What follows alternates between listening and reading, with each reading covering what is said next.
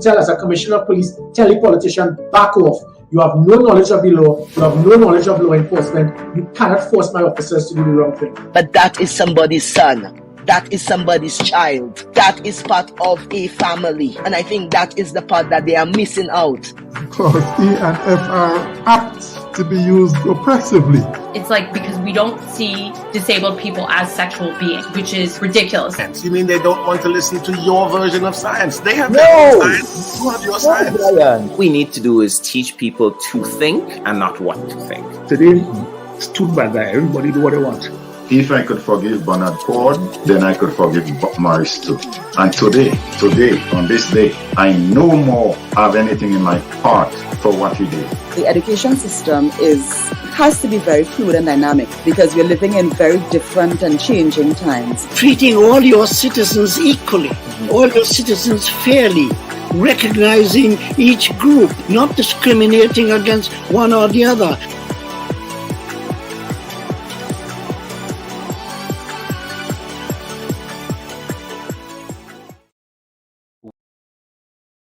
We seek the truth. Would you be handing your resignation to the Minister of Culture tomorrow, sir? No, I will not. The leader of the opposition, you have accused your government, sir, of using the Grenada Development Bank to facilitate the financing of personal loans for certain government ministers. The other side is in no position to talk about those issues, and I will leave it there. We discover new perspectives. You know his leadership style, and so many are saying, why are you coming now to talk about those issues? Now is the time to speak. You have the right to decide who will take over. And you met with Dr. Mitchell, and perhaps you might want to confirm what that meeting was about in your response. But Dr. Mitchell, like myself, are Grenadians. We ask the right questions. Why was there no report on the work done of the commission? And how is this new committee different from the commission that was initially established back in 2022? So who are these elements that are using you? I'm disappointed in my political leader. And why is that animating those political conversations now? This is a very interesting question. The Bub Reports with Dr. Kellon Bub. Thought-provoking, truthful, unbiased, and truly original reporting. Don't go there. You are a technocrat. I mean, you can speak to whether or not it was appropriate or inappropriate for that to occur. Would you have done that as a permanent secretary? Politicians get the information from wherever source that they can. That's going to be the extent of your answer. Yeah. Don't go there. There's a lot of noise around the data protection bill that, in my respectful view, is not warranted. I was one of those making noise, and it's simply because I was concerned about that specific section 33. Don't go there. Are you going to be offering yourself up as political leader of the party? I see you've called me here for much more than diplomatic passports. I don't buy that. Don't go there. What is the relationship like between you and your leader, Dr. Mitchell, your boss, Dr. Mitchell? I'm not sure how to explain how to answer this question at this time. I prefer not to answer. Don't go there. They said that you approached the bank for the loan before the election and that it only materialized after the election. There are also conflicting reports around the quantity of monies that were received. What is the reality here? People try to extort the truth and to make all kinds of things about it. I just stay quiet. So if you notice, I was really and truly quiet about the whole matter. Well, except with not with the New Today newspaper. The New Today newspaper reported on this. So I'm not sure you were quiet on this. Go ahead, Honorable. Go ahead. Well, I'm just trying to answer your question, right? Don't go there. I think we just spoke at length about the regularization framework. So yes, we did. But let us talk, Prime Minister. Let us talk about the workers who are dismissed. The Bub Report. We go there.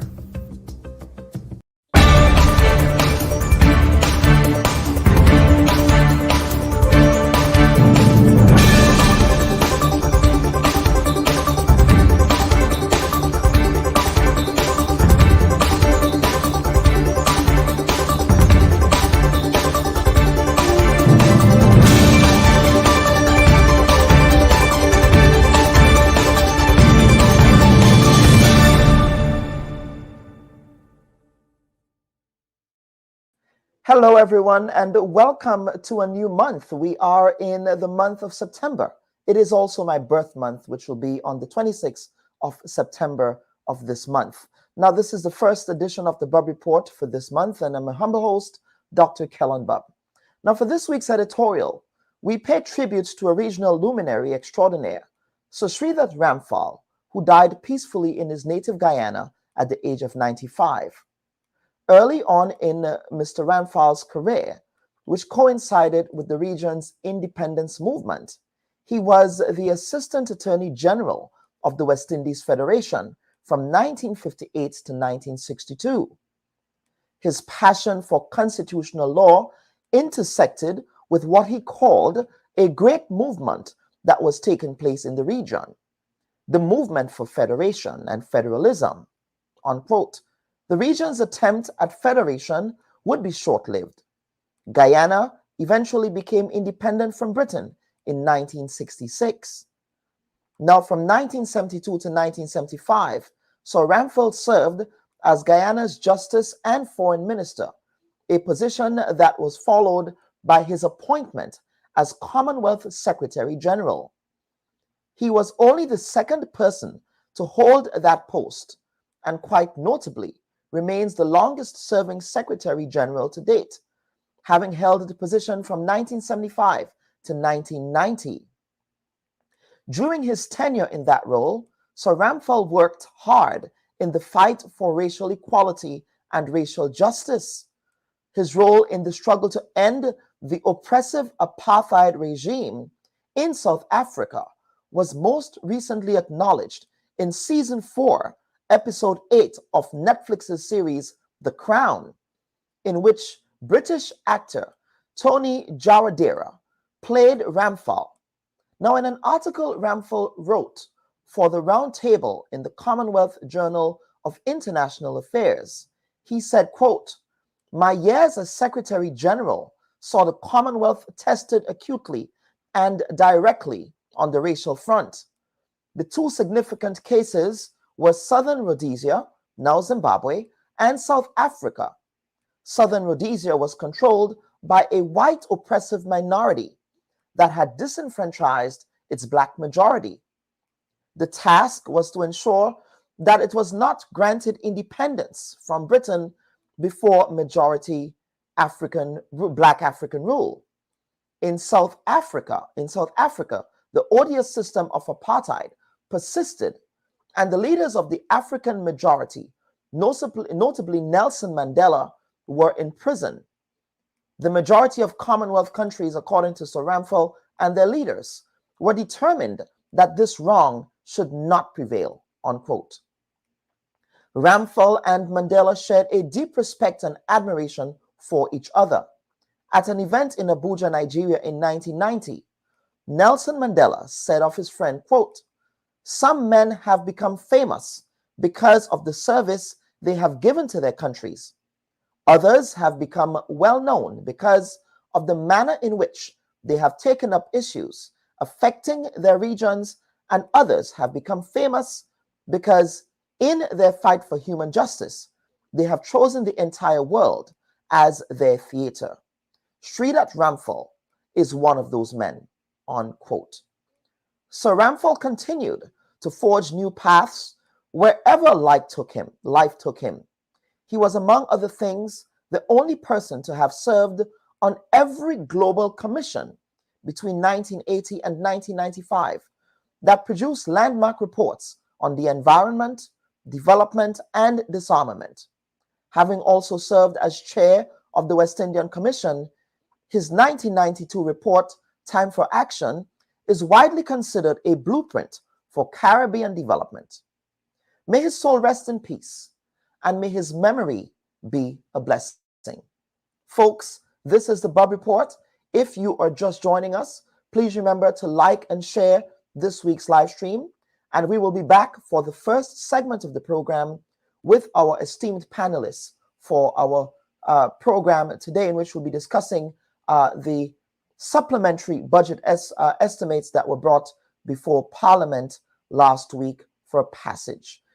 Please stand by. We'll be back with the panel segment of the week. We seek the truth. Would you be handing your resignation to the Minister of Culture tomorrow, sir? No, I will not. The leader of the opposition, you have accused your government, sir, of using the Grenada Development Bank to facilitate the financing of personal loans for certain government ministers. The other side is in no position to talk about those issues, and I will leave it there. We discover new perspectives. You know his leadership style, and so many are saying, why are you coming now to talk about those issues? Now is the time to speak. You have the right to decide who will take over. And you met with Dr. Mitchell, and perhaps you might want to confirm what that meeting was about in your response. But Dr. Mitchell, like myself, are Grenadians. We ask the right questions. Why was there no report on the work done of the commission? And how is this new committee different from the commission that was initially established back in 2022? So who are these elements that are using you? I'm disappointed in my political leader.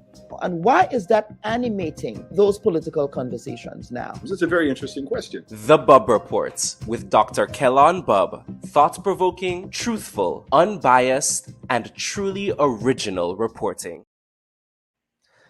And viewers and listeners, welcome back to this week's edition of the Bub Report. Again, if you're just joining us, please remember to like and share this week's program. Now, we have assembled a panel of economic experts to make sense of the government's decision to seek additional funding from Parliament to make up for the 2024 budget shortfall and to confront the challenges of rebuilding post-Hurricane Beryl.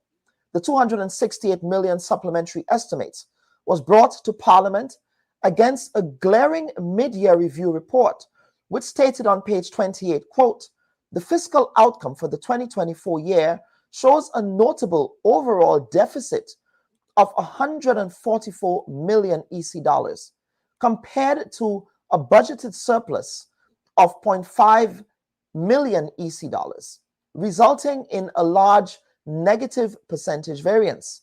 The primary balance, including grants, is estimated to be a deficit of 88.2 million EC dollars, in stark contrast to the budgeted surplus of 571 million EC dollars, reflecting a percentage variance of negative 254.5%.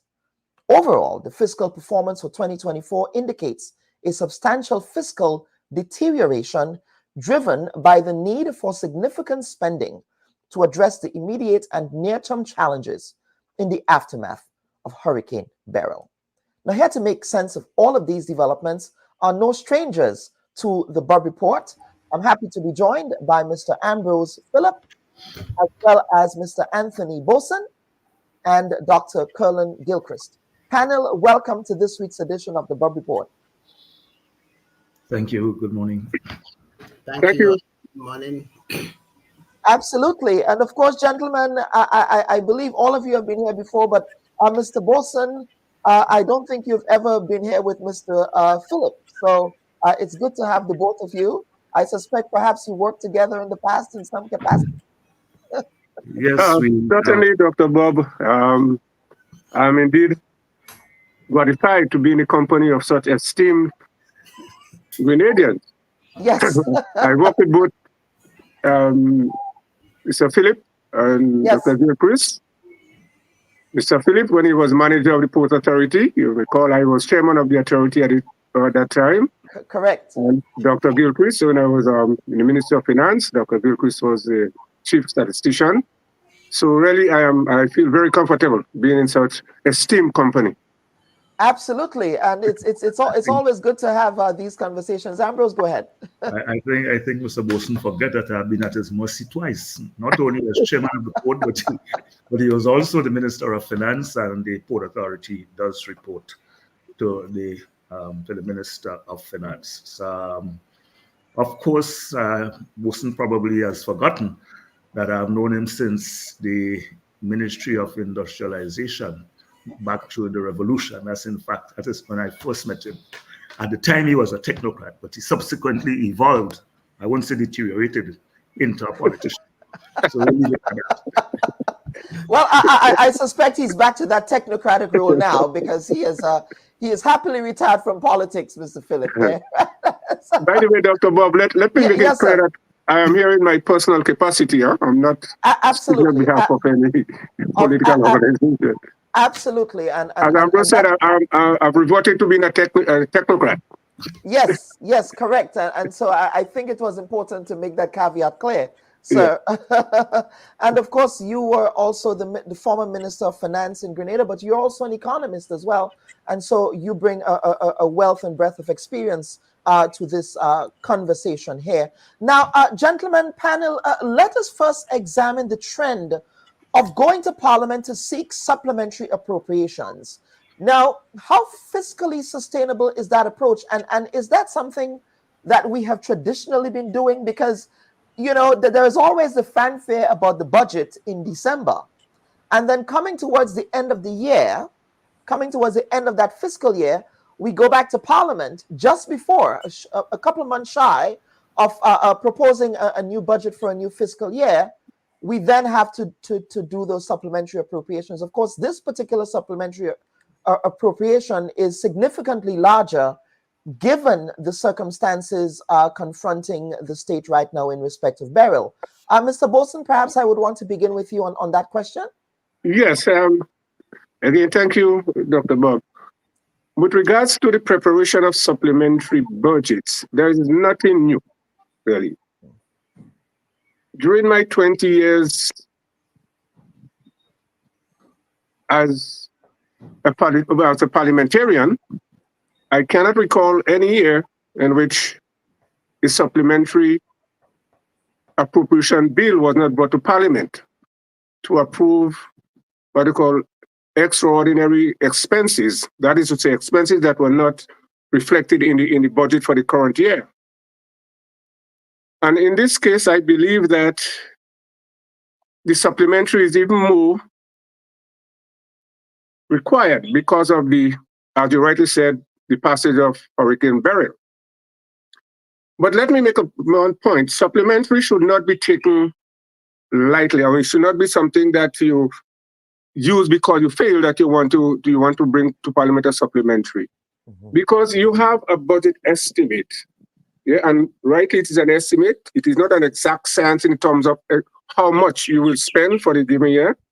So there must be some variation. And wherever sometime you might underestimate your expenditure, you may need to come back to Parliament to get resources to complete whatever project you intend to complete. Additionally, there might be financing that might materialize during the course of the year, for which you could not make an entry in the budget because the financing was not available. So now the financing is available, you can make that entry. And therefore you have to go back to Parliament also to get approval. And there are what you call the unforeseen circumstances, as in the case of a natural disaster that we are faced with now. You have, those expenses were not budgeted for, they were not anticipated, and therefore you must go to Parliament. But what I have noticed in the past, and I don't want to identify any particular government, supplementaries were used as a tool of fiscal manipulation to really create images or pictures that are not realistic, in the sense that a government could suppress its expenditure during the course of the normal budget to present a very good picture to international institutions to say, well, hey, look at my figures, I'm looking good. But come back soon after to present supplementary estimates that might be almost half of the budget presented. But fortunately, over the years, certain acts were passed in Parliament which really negated such activities. I speak of the Public Finance and Management Act and the Fiscal Responsibility Act. All of those help to curb such what I call negative practices to ensure that whatever supplementary that you take to Parliament is realistic and it is absolutely required. So I just want to stop at that. Absolutely. Let me bring in Mr. Philip here. Mr. Philip, do you take a dim view of the supplementary process? No, no. As Mr. Boson has made very, very clear, the question of a supplementary budget is not unusual. The only distinction between this particular supplementary budget and the ones that we have had in the past is that it is probably the most politicized supplementary budget in the history of the country. In fact, to the extent where I wondered if we were talking about an election budget, it practically amounted to that. But in light of the passage of Hurricane Ivan and the devastation that we have witnessed in the northern part of the country, I don't think it is unreasonable to have expected that the government would have had to do something along those lines. The issue, in my view, or the issues are, one, the question of affordability of the budget. One, or in other words, how is that supplementary budget to be funded? And I think that the second issue is whether or not there were items going into this supplementary budget that either one could have waited until the normal budget cycle, or secondly, should have been in the budget from the beginning. If you look at the spreadsheet that details the allocation of the expenditures and the reasons and so on given for it, you won. Yeah. You won. Yeah, and absolutely, we will be getting into that. But I want to pick up on a point that you made here. You're saying that you felt as if this particular proposal, budgetary set of budgetary proposals were politicized.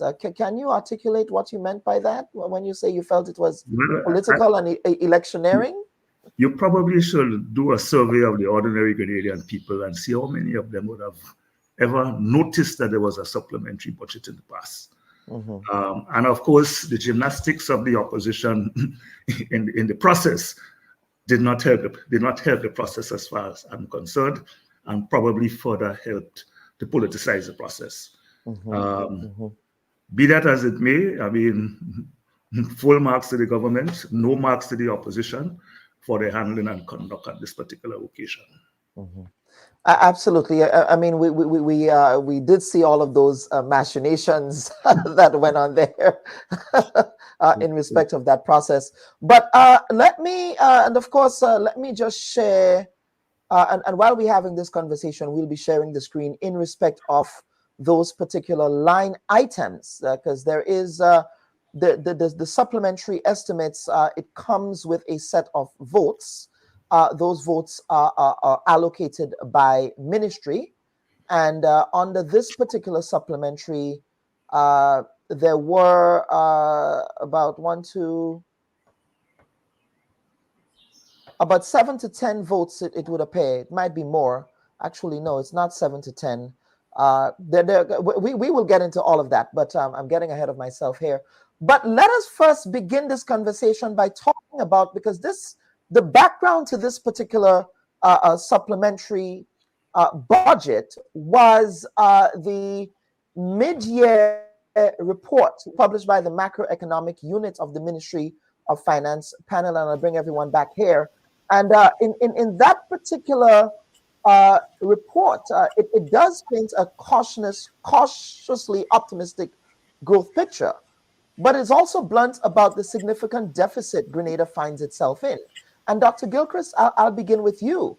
What does this report say about the overall macroeconomic picture of Grenada, especially in respect of the red that the state finds itself in?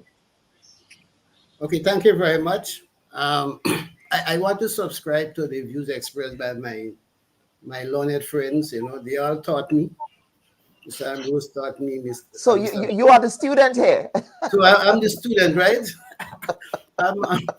I'm the student. Yes, And of course I've worked inside Boston in Ministry of Planning. So we have done a lot about the same issue about the macroeconomic variables, the development issues, and all of that, right?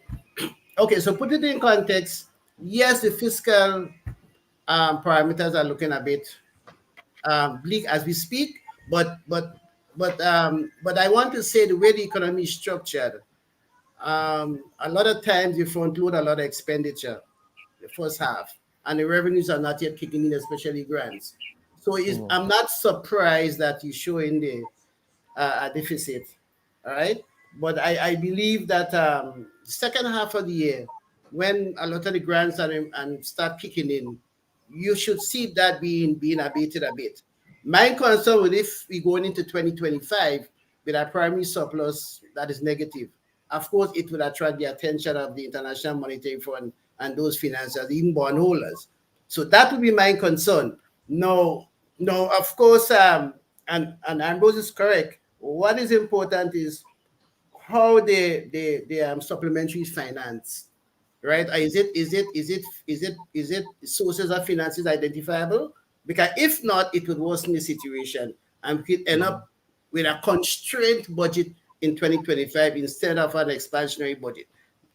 Notwithstanding the issue of growth projection, because I know the IMF predicted about what 4 or 5% growth this year, and of course about 4.1% based on the last article before. So leaving the growth out because that has its own shortcomings, and sometimes there is no link really between the growth and other things happening. But I think and my other concern too is we are in what, September now. So you're talking about what, 3-4 months left, an additional 268 million. The government capacity to spend that money, right? That's an issue in terms of the issues with capital projects and all of that.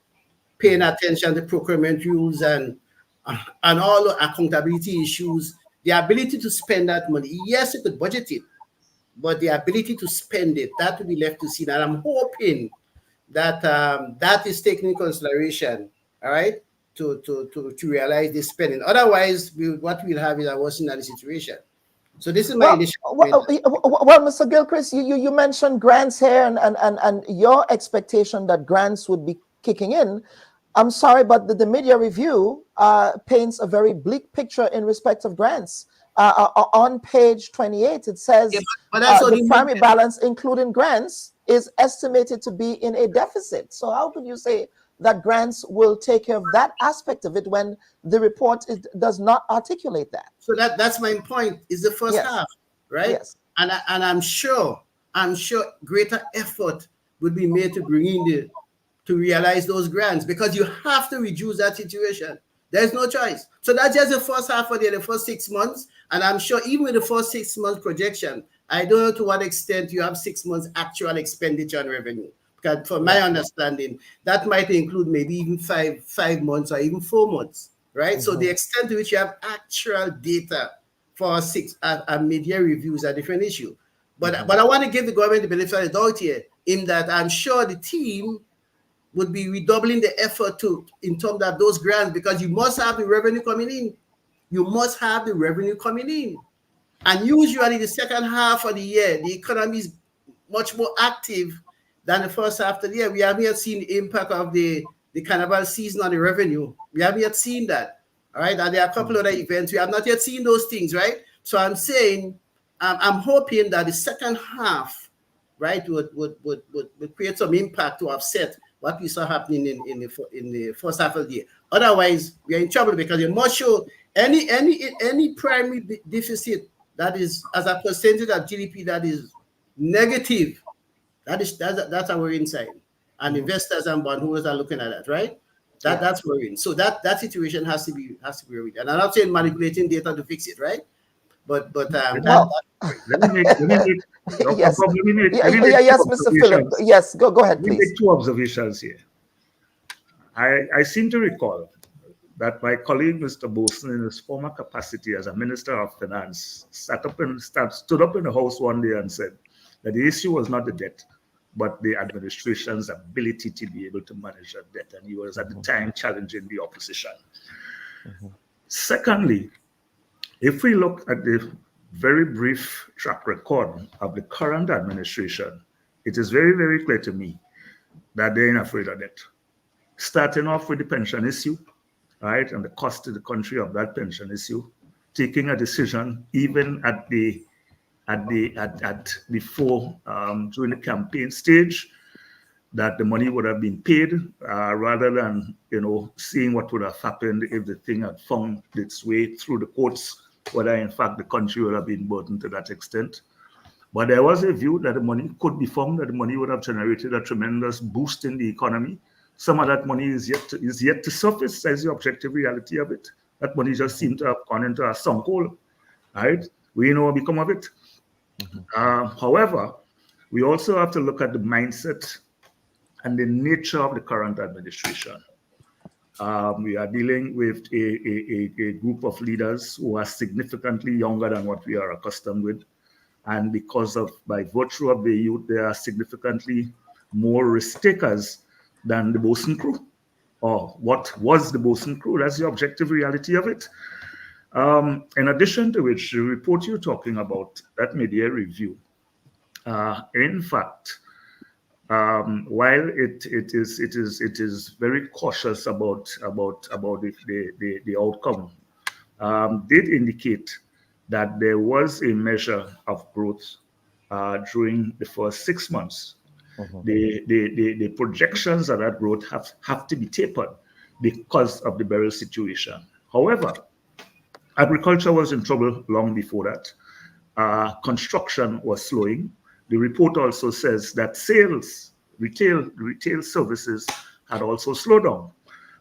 So that in fact, it may very well be that the devastation that we have in the northern part of the country will probably help to readjust that, and we probably will realize not necessarily the 4-point-something% growth which was projected, but we very well may end up the year with some growth figure.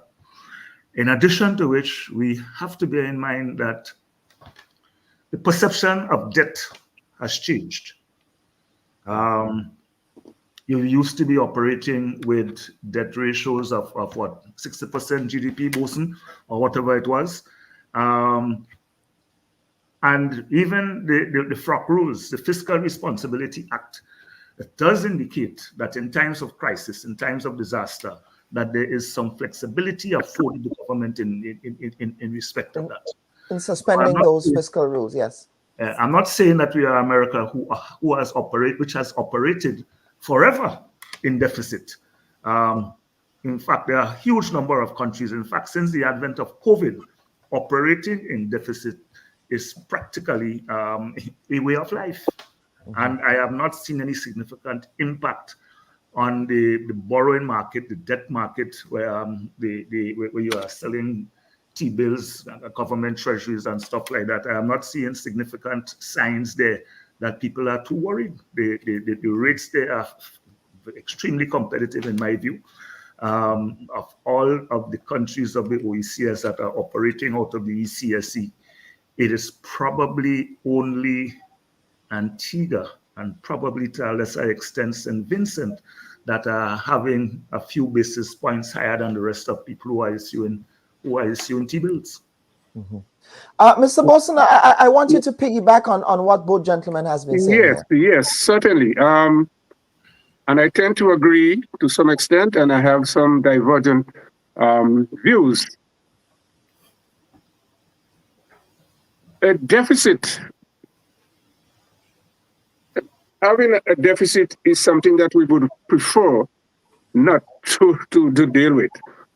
But what is of concern to me and what will be very worrying is where that deficit is taking place. Is it on our current account? Because if it is on the current account, you are in serious trouble. Because it means that you are spending on a daily, monthly, yearly basis more than you're taking in. And that is not sustainable. However, as Ambrose said, and I think Colin said to some extent, and I made that point in the Parliament sometime before, if the deficit is more on the capital side, capital account, I wouldn't be that worried. Because development is all about risk. Yeah? The PSIP is what drives government economic policy.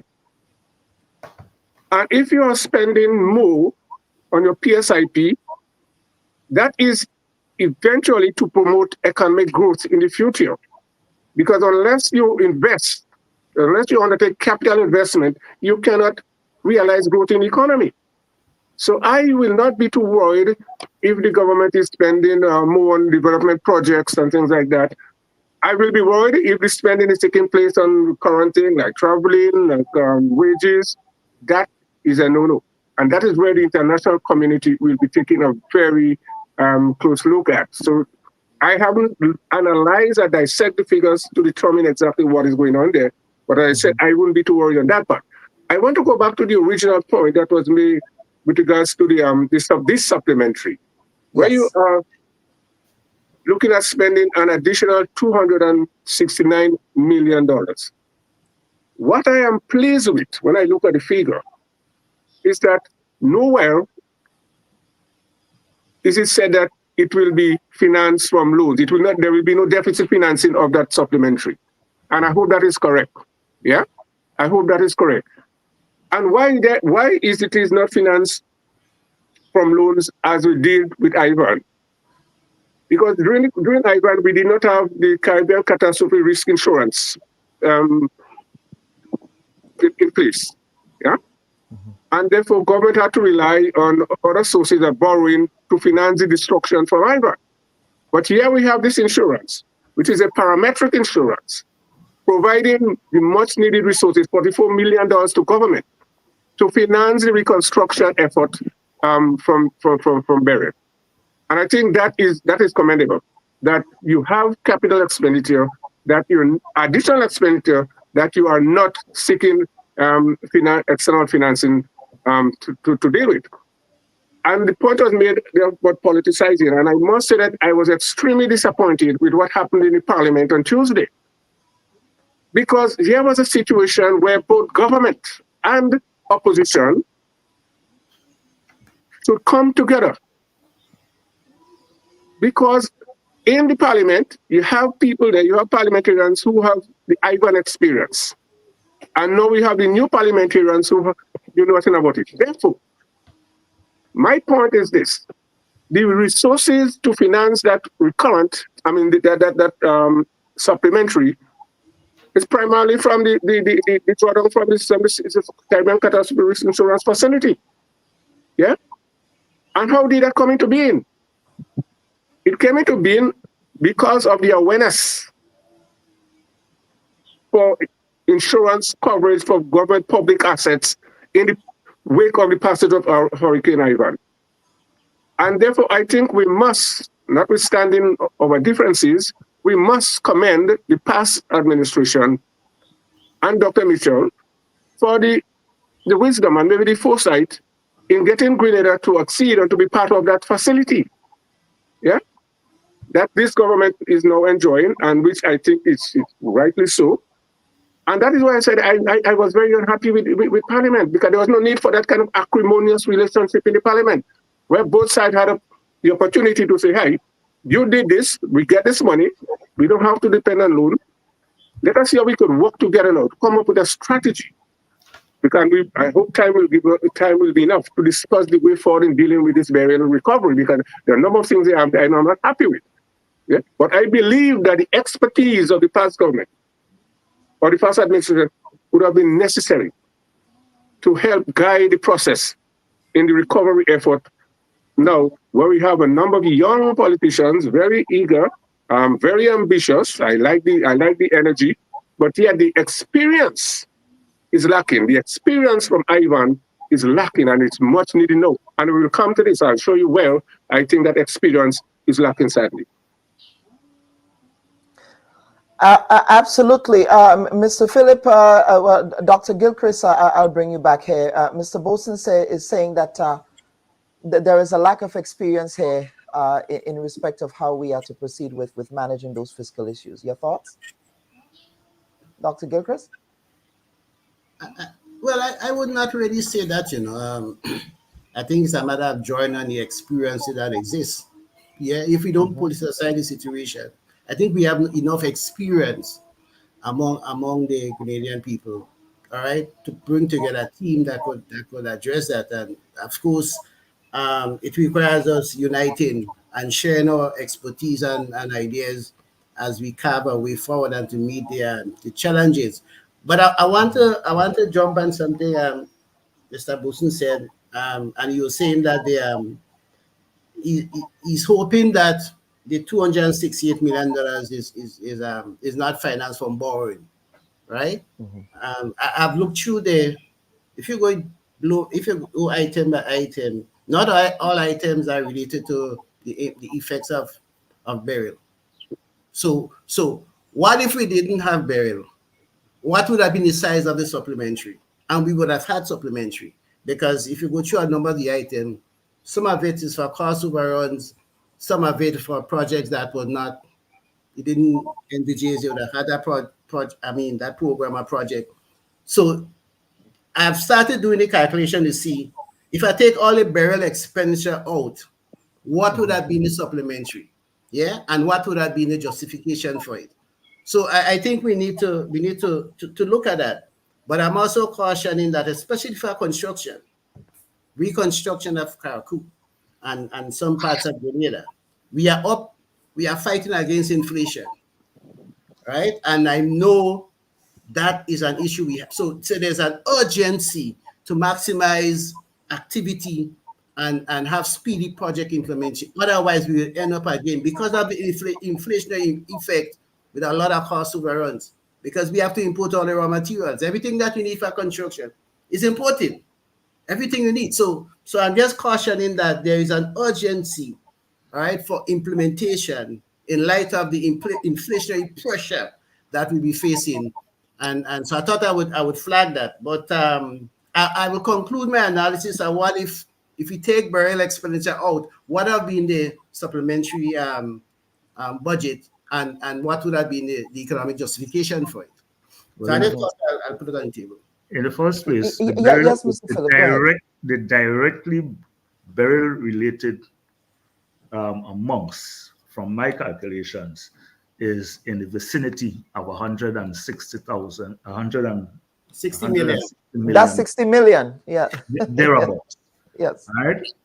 There are a number of items there that, well, because of cost overruns and stuff like that, which not only that, there were things that were deliberately omitted from the prior budget, and it therefore suggests that our budget preparation process is probably found wanted, because you can't disapprove a particular item and come back 8 months later and say we will do it now for this or for that reason, because the question of a supplementary thing is supposed to be something that is of urgent necessity or whatever it is. So, for example, I'll give you an example of it.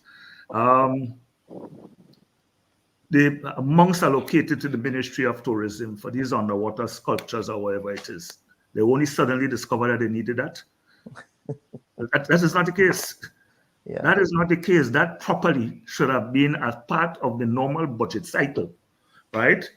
Down for subvention to the Board of Tourism or whatever it is in the course of the next year. That is one of them. Look at the 1.5 million which is allocated for the Seventh-day Adventist school or whatever it is, right? The explanation there is that it missed the last budget cycle. So once there was a firm undertaking from the government that the project would be supported, the SDA would have gone ahead and committed, they had committed their funds, but apparently did not want to start until there was a clear indication that the government would support that. The government could give letters of commitment, they could give undertakings or whatever it is, and that properly, that 1.5 million properly should have gone into the normal budget cycle, so it did not have to be part of this as far as I'm concerned. However, I am not the administration, and when you are the powers that be, you do what you want, practically. That is what people put you there to do, what you see as the priorities at that point in time. So it won't have been a priority for me, right? But that is not necessarily the case of those who are in charge of the process. And stuff like that. Anyway.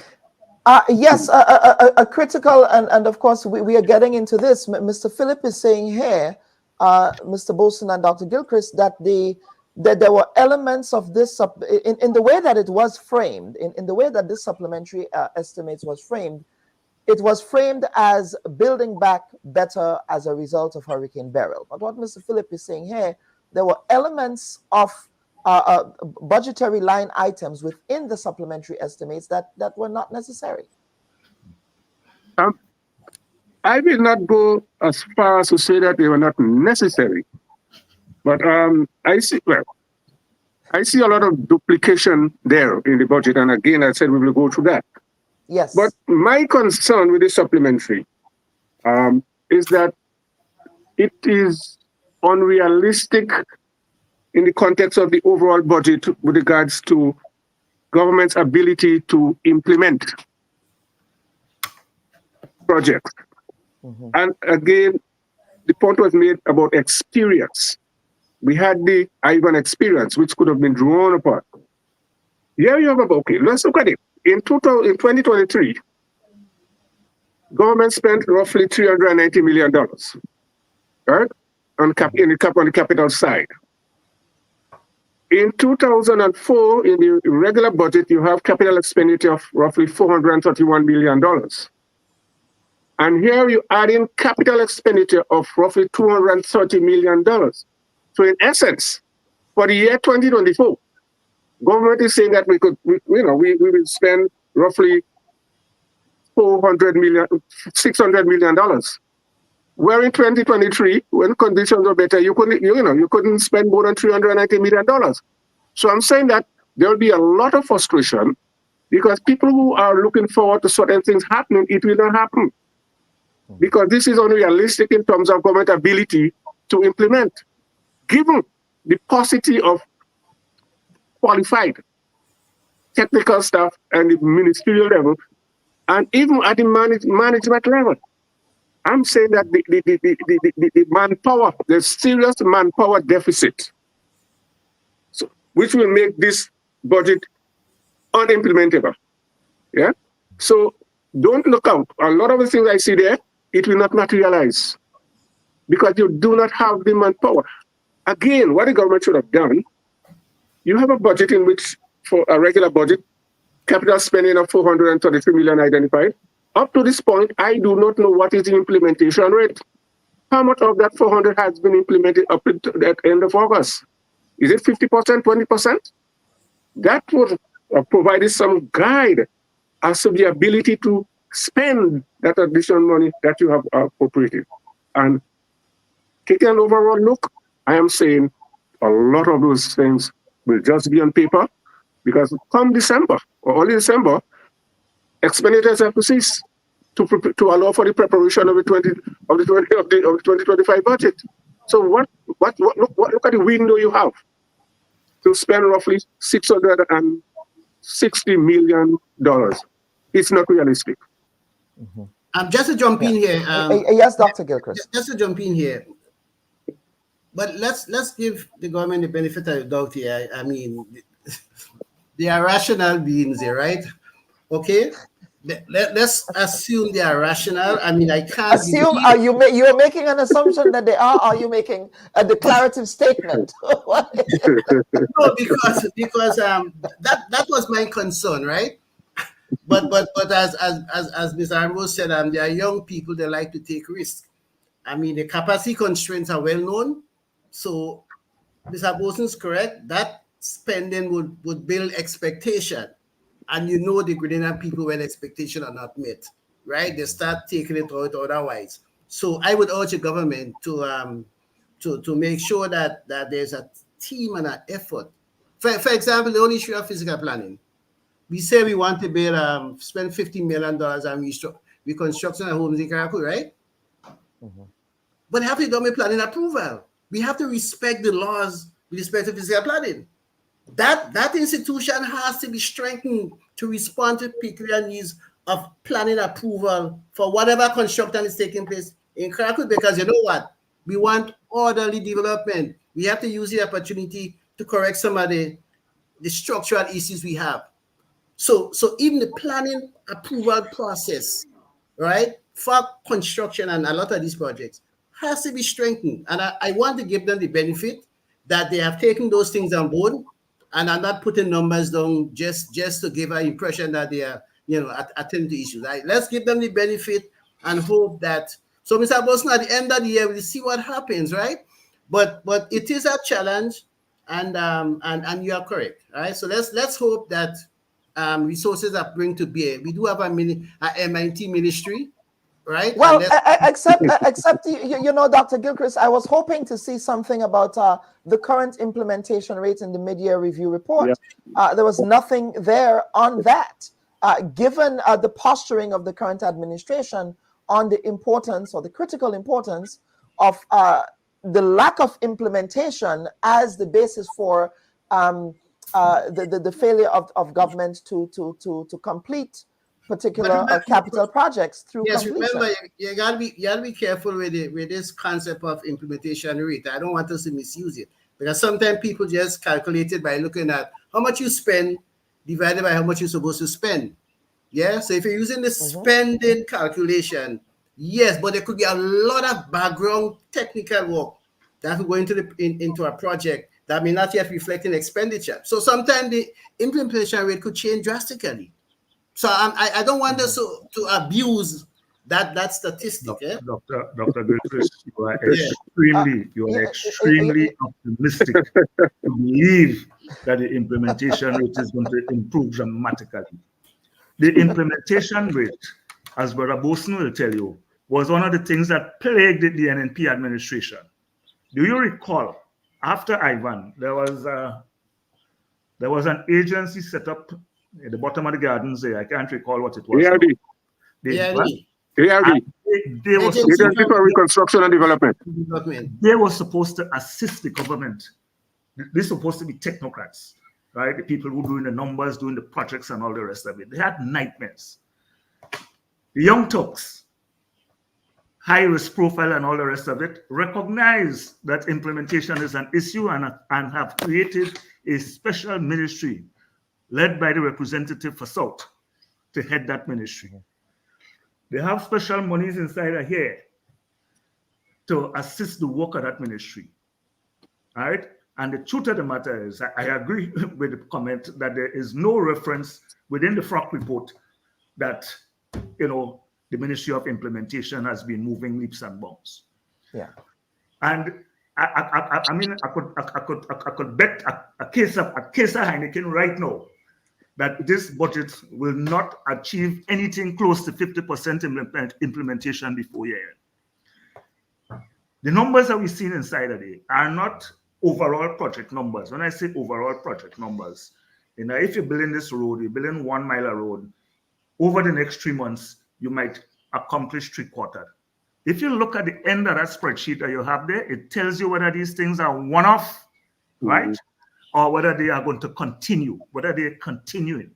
And if they're continuing, it means that at the end of year, what is not done has to be resubmitted to Parliament for the next year, right? So we probably should get a clear-cut stuff from the government, and Gilchrist, you might be the best position to get it for us to find out, in fact, of all of these allocations here, how much of that we actually expect to spend by year end. Implementation issues are going to continue to confound us. That's the reality of it, right? Civil servants probably won't want to hear me say this, but the truth of the matter is, in some areas of the public service, we have serious inefficiency. There are a handful of people who work in their tail off, right? And there are a bunch of slackers. That is the objective reality. And again, and this issue has come up in other forums. The issue of productivity as a national concern, a tripartite approach between government, between the private sector, and our friends in the trade union movement, that productivity has to be a national concern. A national concern. So, Brother Gilchrist, I honestly believe that you're too optimistic. The more of this thing that is implemented is the better it is for the people on the ground, for the ordinary man and woman. But I fear that if I think it will be a miracle if we manage to accomplish more than 50% of that. And this is September 1, Yeah. We only have 3 months. October, November. By the end of November, everything starts shutting down for Christmas and they're not again next year. So we have challenged. And so let us get into the weeds in respect of the vote, the supplementary estimates, which of course it was not very legible, but I trust that all of you gentlemen were able to see it. And Mr. Philip, I want to begin, actually no, Mr. Boson, I want to begin with you in respect of those duplications. I'm not an economist, I'm not a statistician, but as a layman, I was able to see a repeat of particular numbers by different ministries. Is that something that you also observed in your reading of the votes? Yes, and Dr. Bob, I do not want this to be seen as a criticism of government. Yeah, I mean, as it's we have said a over and critical over, analysis. With a critical analysis of the numbers. Because Yes, we have made the absolutely. point, and I stick to the point that I do not believe that we have that manpower, the quality of manpower to drive this process. I do not believe so. Yes. And I see, well, let me go through this. I have identified, I picked up 4 ministries. Yes. For which I believe there should be serious concern. Let us look at the MIT allocation. Yeah, I mean, give me couple minutes. Yes, and that is on what page? Because I do want our viewers and listeners to follow as well. Well, but that's okay. I will put it up on my end here. You have $8 million for rehabilitation construction of small roads in 6 parishes. You have 20 roads. Yeah? $8 million for 20 roads. Unless you want to violate the rules, which says that anything above $100,000 must go out to tender.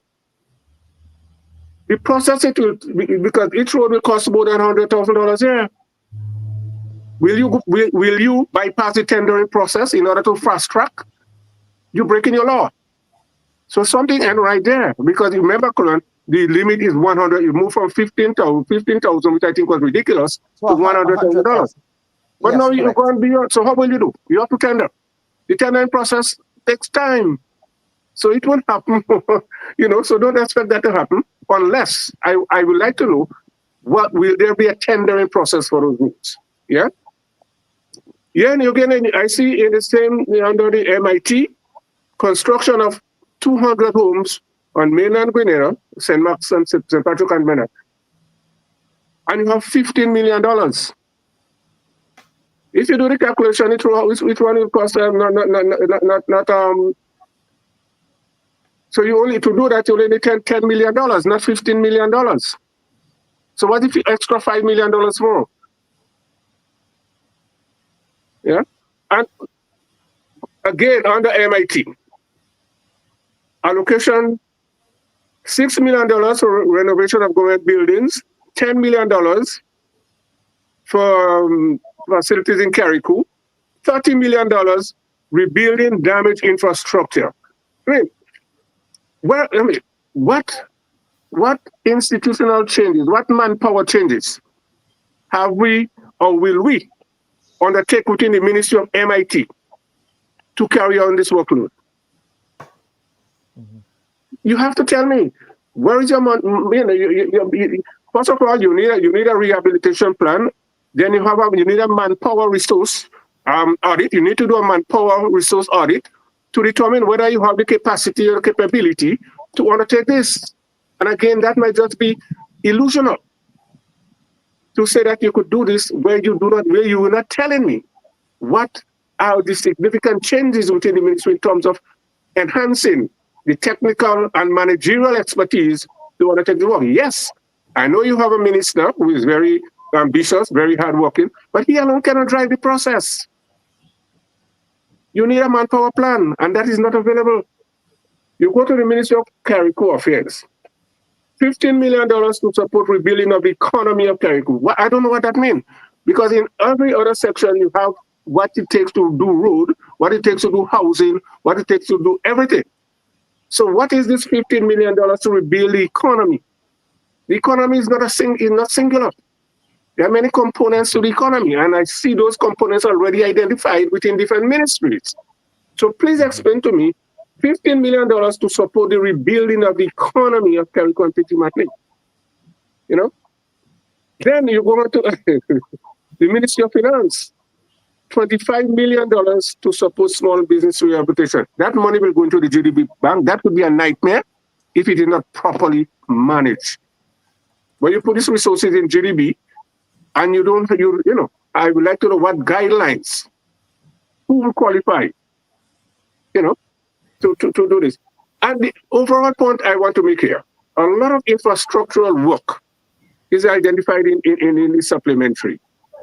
The Ministry of Infrastructure, what we used to call the Ministry of Works, in my opinion, is the ministry with the institutional knowledge and expertise to carry on those activities.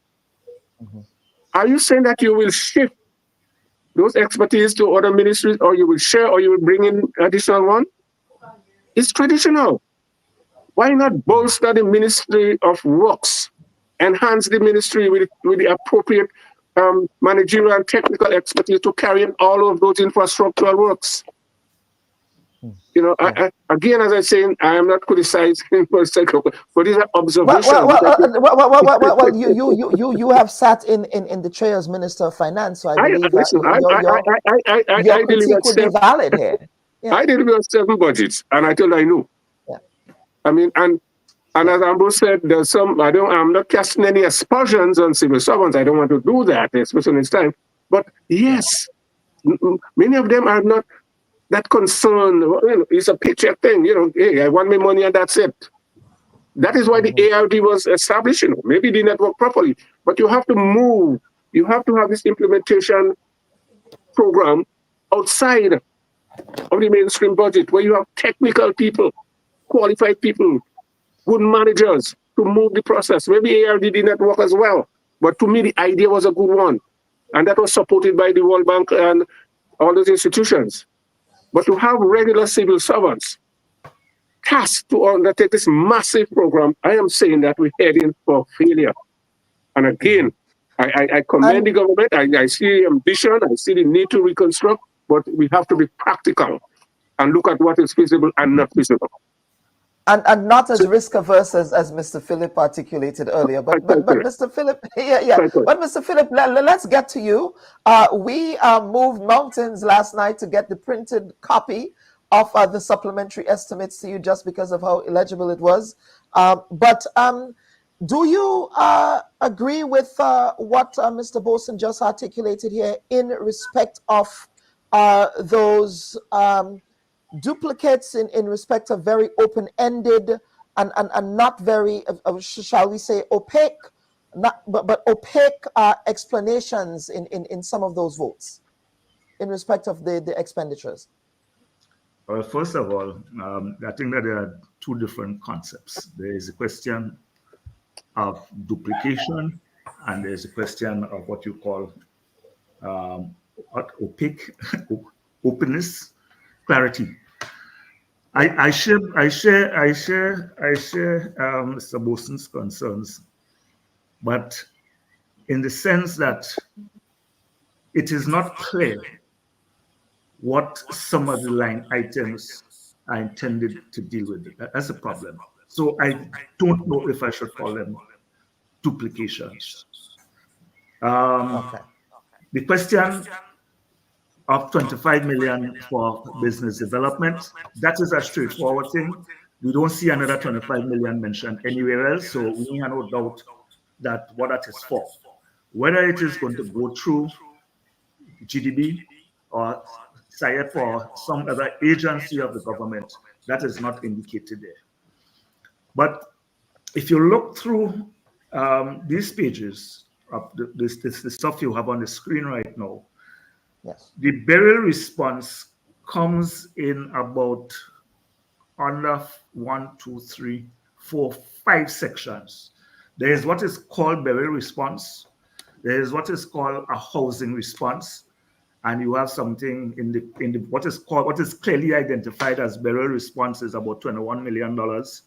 Then there is the question of farm access, and we don't know if farm access has to do with clearing roads in the normal course of things, or clearing roads to get to people's lands in the mountain areas and so on. For farm access, you have two $15 million allocated there. I don't know if there are duplications of one or the other, right? Or if the whole amount allocated for farm access is $30 million. If it is $30 million, it is a lot of money. And Boson is probably correct. Maybe the tendering process don't apply in that because it may be regarded as emergency or disaster relief or whatever it is. Then there's a section under housing where you have 15 and 4 is 19 and 8, $27 million allocated there. And then there is what is identified as relief. And relief could mean anything from clearing roads, pest control, right? Ratification, de-ratification and stuff like that.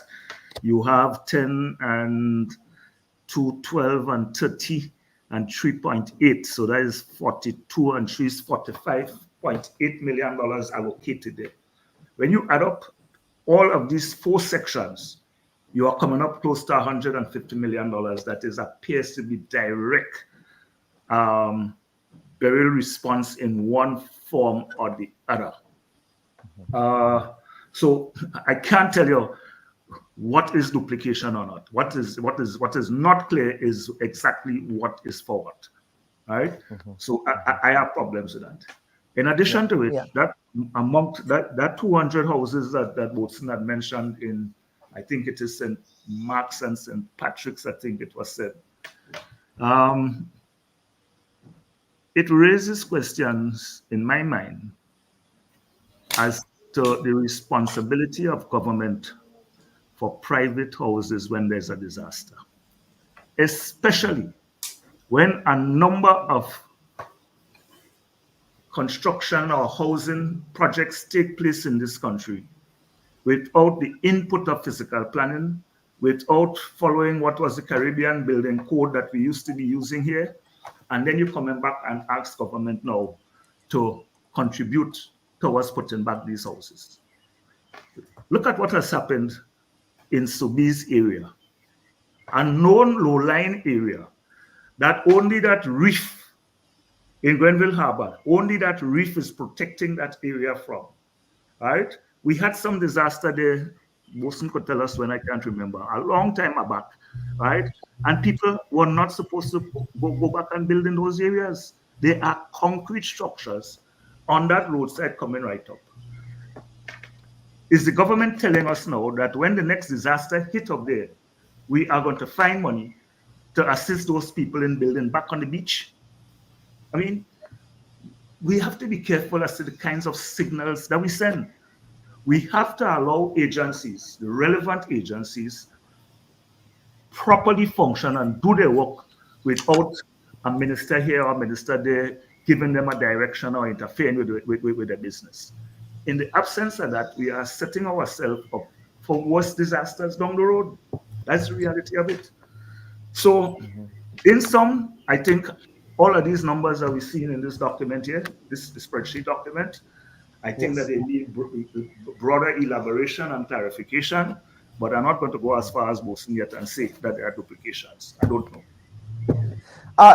Dr. Gilchrist, you've been listening to both the gentlemen here strip apart this document. I have been reading it for myself in preparation for today's program, but I'm not too sure if you have any comments in respect to the concerns that both gentlemen raised.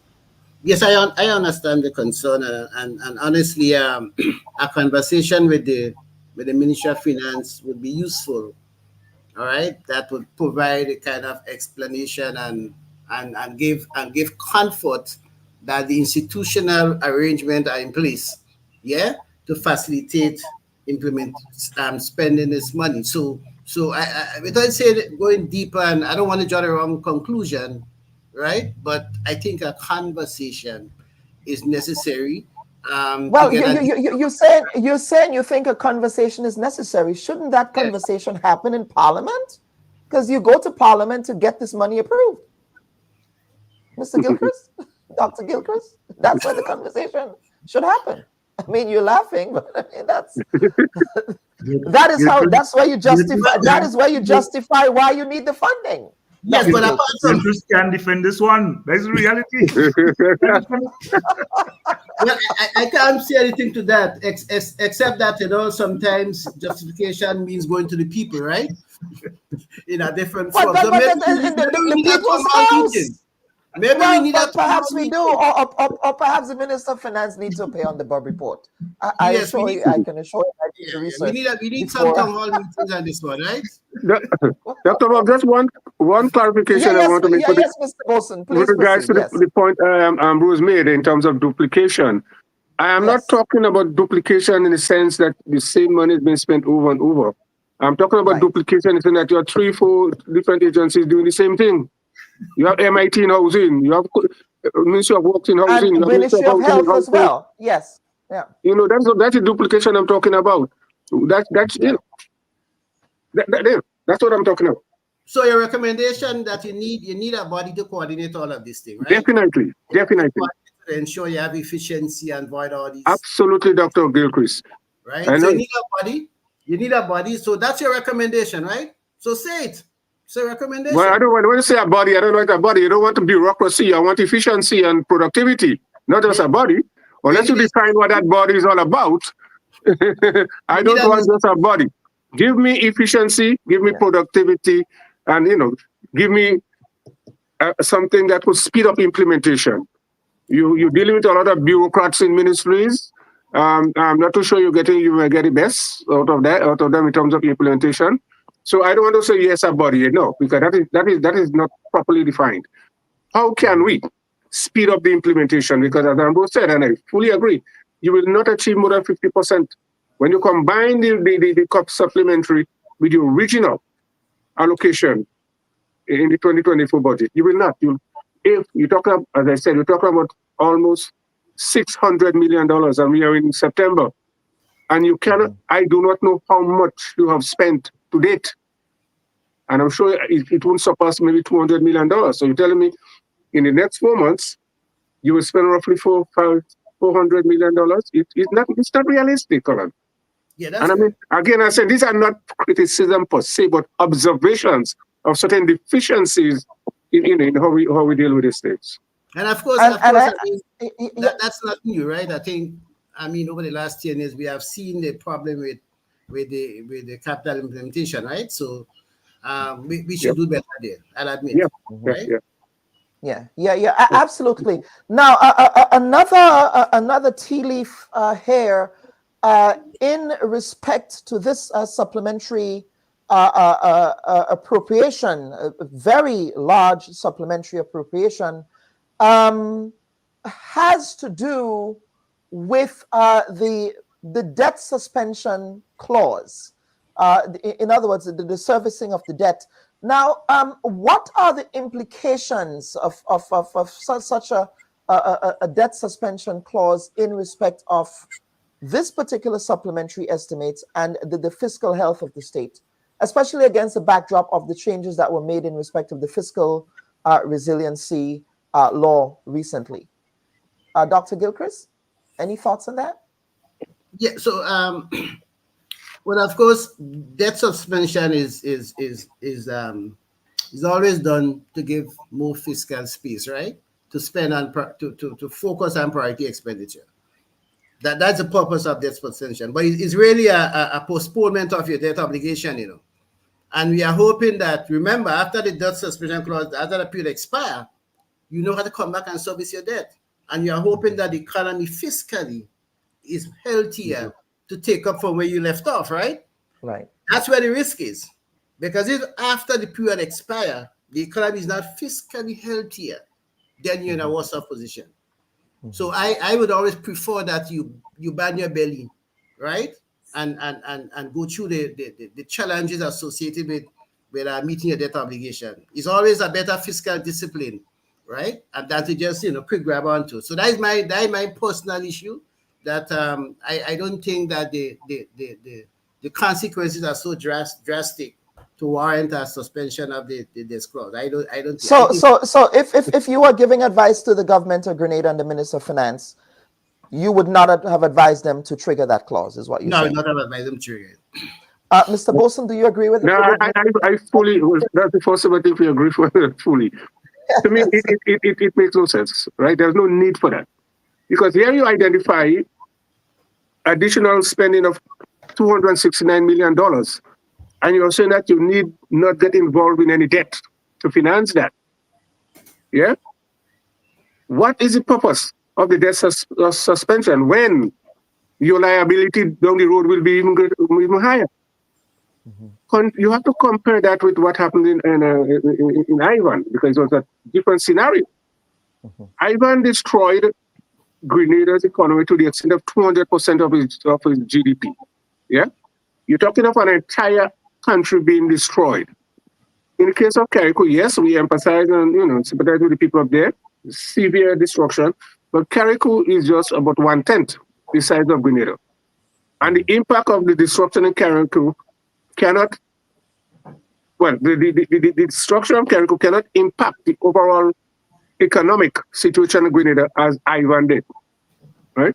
So in the case of Ivan, we went out on a serious what they call debt restructuring exercise. We went out on a serious donor conferences to raise financing, and we were successful in doing that, because remember, in the debts, we could not service the debt at the time, and at the same time find the resources as they are found now for the reconstruction effort. So maybe under Ivan, yes, that would have been possible. That was maybe necessary. But now, I do not see it, given the implications down the line for higher debt servicing. I don't think it wasn't really necessary. If you have a luxury, it's not a luxury. So why use it? It wasn't necessary. Right. Now, the counter argument might be that, well, perhaps we are not accruing interest while that debt suspension is ongoing. Is that perhaps an aspect of the debt suspension clause that could benefit the state? Dr. Gilchrist, can you answer that one? Dr. Gilchrist, can you take a stab at that, sir? Well, yes and no. Yes and no. It all depends on the nature of the debt, all right, and so on. But even though interest is not being accrued, right, yes, as I said, the principal has to remain, and there's still a cost to that gap. There's a cost. There's a cost in value of money. There's an opportunity cost, and I'm saying, if you weigh that against your recovery after that period has expired, all right, and the extent to which your fiscal system is healthy, if you don't get that equation right, you are worse off, right? You are worse off. So I don't think the risk is worth it. I don't think, notwithstanding there may be a deferment of interest, deferment and not interest for forgiveness, deferment of interest. I don't think it's worth it. I don't think it's worth it, because of course sometimes you even recapitalize the gap. All right, the principal default, they may recapitalize it. It doesn't, in the long-term interest of the countries, it's not a good move. And as Mr. Boson said, it's only 1/10 of the economy that may be affected because of the impact of what happened in Carriacou. So the magnitude is not that great, and I'm kind of surprised if the government pursued to trigger that clause. As I said, the clause really is to give you a fiscal space. So money that would have been spent on servicing debt, we channel that money, right, to rebuild the economy after them. That is the whole idea of the debt suspension, to use that money to help rebuild the country. That is the whole idea. So it's to give Mr. Philip, yes, give them the fiscal space. Yes, Mr. Philip. I don't want to comment on this one. I hear both Boson and Colin.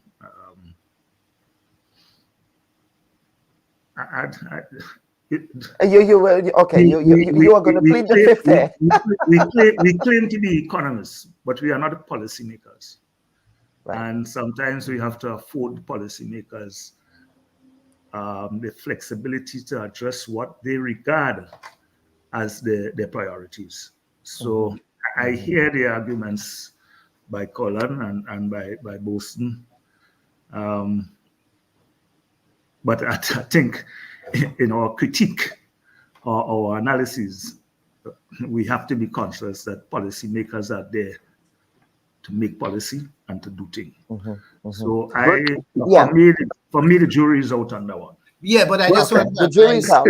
Evidence-based policy making, right? You can't leave the evidence without policy making. You have to embrace the evidence. I don't think you can leave the evidence out of anything. I agree. I mean, policy makers must be guided by the technicians. Policymakers may not necessarily be economists or statisticians, and you have to be guided. But I was just wondering why Mr. Philip is hiding on this one, and I don't know. I'm interested. No, I'm not. I want to draw you out. I don't hide from nothing.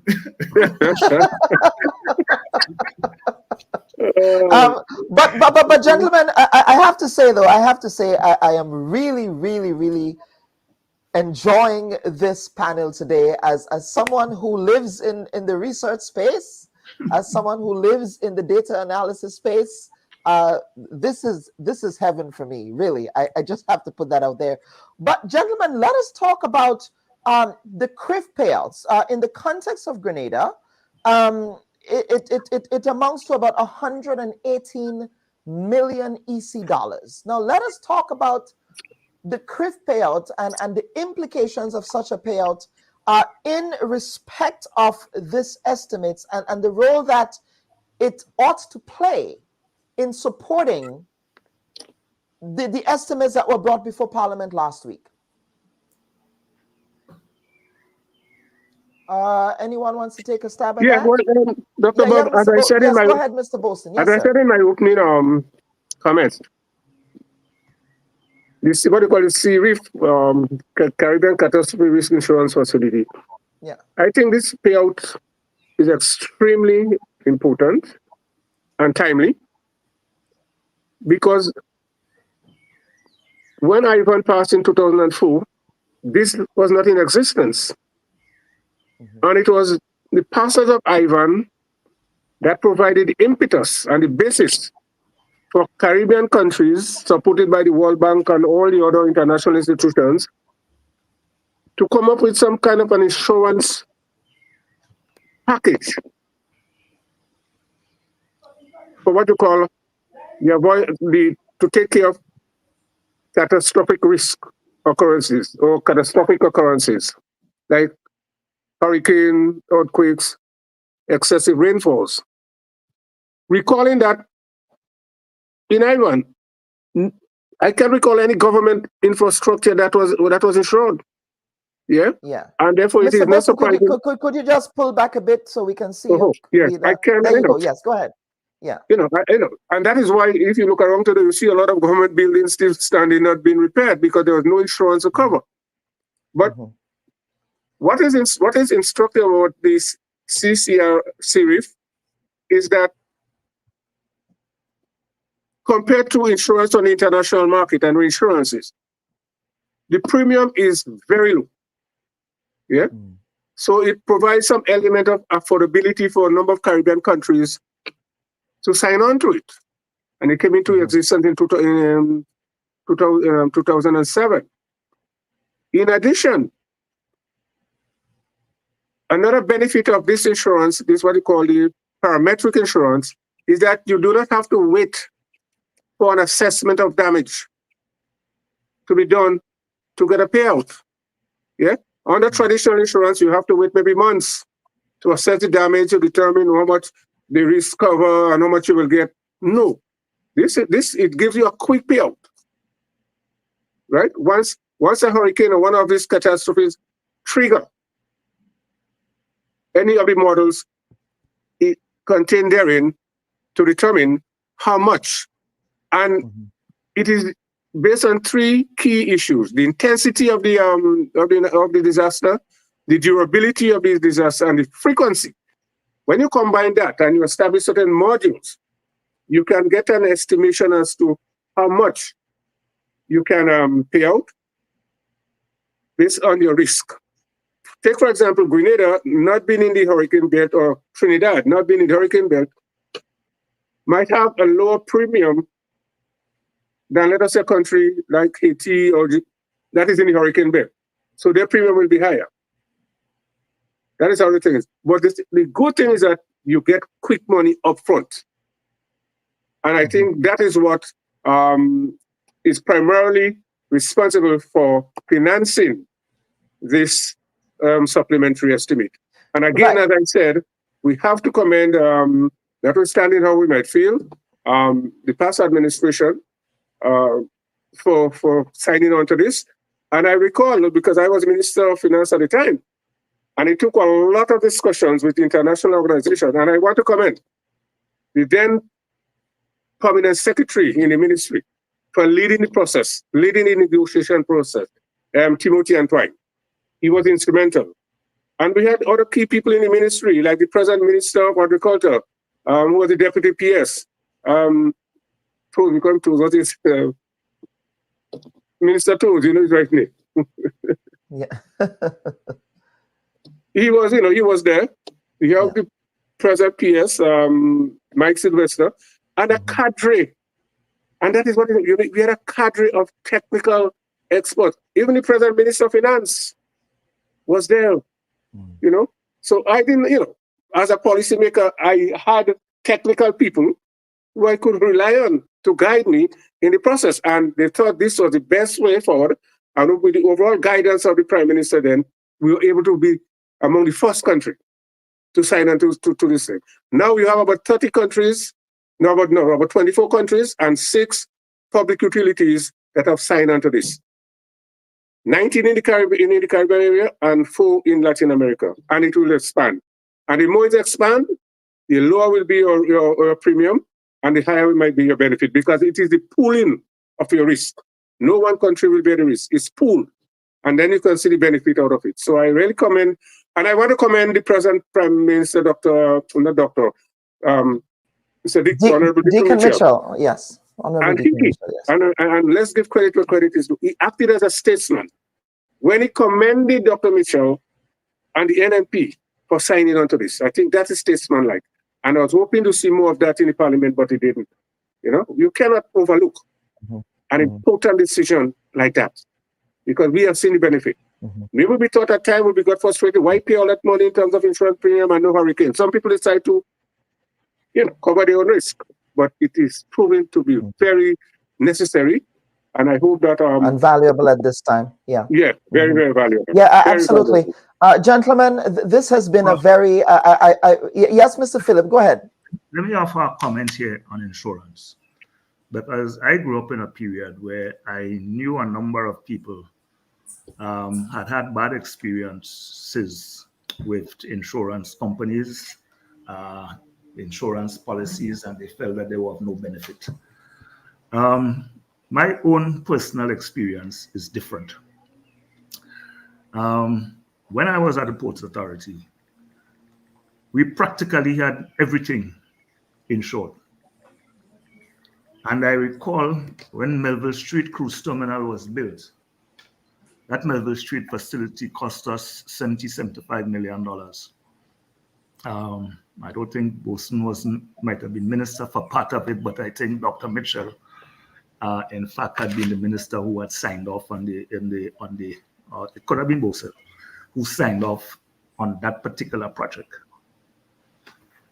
And when we had to look for insurance for that project, we had to go out of Grenada. First time that we insured that Melville Street property, we had to go out of Grenada. I think it was a company that was based in Florida called Ian. And I recall the day after Ivan, wondering if that jetty was still afloat. And a couple of us went through the fallen telephones, wires and so on, and went down. And I signed myself when I see the jetty standing, because I've imagined $70 million going down in the sea would have been a hell of a thing. People may recall that there were 2 significantly damaged buildings at the Ports Authority. One was the geese shed, which was crushed like a matchbox, and the other was the Queen's Warehouse, which was completely stripped of every piece of galvanized on it. Interestingly, The following day or week, we had 2 insurance companies checking us out. Because one insurance company, in fact, had been replaced by another, but they thought that they were still carrying the policy. At the end of the day, the Port Authority drew down $2.4 million from its insurers, to repair the Queen's Warehouse, do the minor damage that we had on Shed 1. We eventually scrapped the key shed. I think if you look there now, you'll see an open space. But that insurance is what they call, what's the name, parametric versus that kind of thing, where there is actual stuff where you have to get damage. There's a term for it. It doesn't come to mind now. The insurance that Bosun was just talking about is what is called the parametric insurance. Parametric insurance is not triggered by damage. Parametric insurance is triggered by the occurrence of a particular event. The insurance will tell you if the winds reach 75 or 80 or 90 miles an hour, we pay. Yeah. That is a critical thing about this. When you have a situation like that, you may have within the country different levels of damage. I was involved in a company, well, not a company. I was involved with the Nutmeg Association up to a month or so ago. And the Nutmeg Association bought parametric insurance for the industry in June of this year. We then had a meeting with the Minister of Agriculture, right, the Honorable Lennox Toes Andrews, and government bought an additional tranche of parametric coverage for the agricultural sector. I cannot recall exactly how much it is that the government had bought. I seem to recall that the Nutmeg Association might have bought 2 tranches of $270,000 coverage. If we're going to go down that route, you then need to have a policy guideline and a procedural framework for paying out. A policy guideline and a procedural framework for paying out. This may sound critical, but the ministry and government has indicated that they will be paying farmers who have been affected by beryl in accordance with the size of the lots. I don't understand how they reached at that, going by size of lots, rather than actual survey damage on the ground. If you have 100 nutmeg trees that are 10 plus years old, right, and you lose them, you have lost a weekly income. It is much different. It is much different from somebody who has short crops, whether it is cabbage, tomato, peppers, whatever it is, right? If you're prepared to do the hard work there, you're restoring that in maximum 120 days. But once you're talking about any tall tree, from banana go back, banana is starting off with 9 months. Nutmeg is starting off with 3 to 4 years before the tree telling you it's male or female. And we go out paying on the basis that people lot size rather than seeing what is the actual damage. There's a chap operating in the hills of Belvedere, up Clocher, a chap called Moses from Birch Grove. Moses lost almost every bearing nutmeg tree he had on land. I mean, you could have just watched this thing and cry. Opposite Moses is Hannibal, and Hannibal must have lost 1 or 2 trees directly opposite. I'm talking about the valley behind Real Value Place there. What is have I lost you, folk? No, we are here. I'm no longer seeing you, but coming up that hill there where Real Value had that farm once upon a time. Moses is above that, and I tell you, it's total devastation. Hannibal is opposite that, and he just lost a couple of trees. So I don't understand how it is that we're going around paying by lots rather than looking at actual damage, because actual damage to trees, whether they break or they fall down, directly impacts weekly income. When we're talking about weekly income, in the case of nutmeg, we're talking about between $4.5 to $6 million a year. So I think it is instructive for an ordinary listener to take this as part of his own personal risk management. The question of insurance doesn't necessarily have to be the parametric where it's triggered by event, but where you have insurance that is paid out on the basis of actual impact, actual damage. It is something, and that's why banks, you go to the bank for a mortgage, right? You could borrow the money to pay for the insurance until the mortgage is done. That's what it boils down to. That's what it boils down to. Yeah, absolutely. But I also want you gentlemen to talk about the risk insurance facility. Now, there is a particular narrative that a lot of those monies from the CRIF, obviously a lot of it is subsumed into the supplementary estimates, but there was the impression that a lot of those funds would be going directly towards the reconstruction of private homes, and there is an expectation that all private homes would benefit from those funds from the CRIF. Can you gentlemen articulate, and in particular, Mr. Bolson, those terms and references that inform, and I'll get to you, Mr. Phillip, that inform how insurance and catastrophic risk insurance facilities are utilized? Yes, Dr. Bob, I must admit, I haven't seen the document outlining specifically how the funds should be utilized. But quite obviously, because this is a government, this insurance paid for by the government, I believe that we have to look at government's policies with regards to the rebuilding of government assets, as well as private sector activities that impact on our overall economic growth. For example, the fishery sector. I can see the need for government intervention there, as you already said, agriculture, because these are really economic sectors. But in terms of private homes, I have a difficulty. I do not know whether ordinary people who cannot afford the normal insurance should benefit. But personally, I think so. In reconstruction of homes for needy people, that's a social responsibility on the part of the government. So there should be a means-tested approach. In other words, there must be a means-tested approach. Yeah, okay. But for every, and that is why I can't believe it. I'm hearing some people say, well, that my house, I have a 2-story building with all the amenities in it, and you're telling me government must use that money to help you? The Minister for Carrick was criticized for making such a statement, but I think to me that's ludicrous. What is the purpose of your private insurance? And there are some people who are peddling, for political reasons, peddling this nonsense, and it's not right.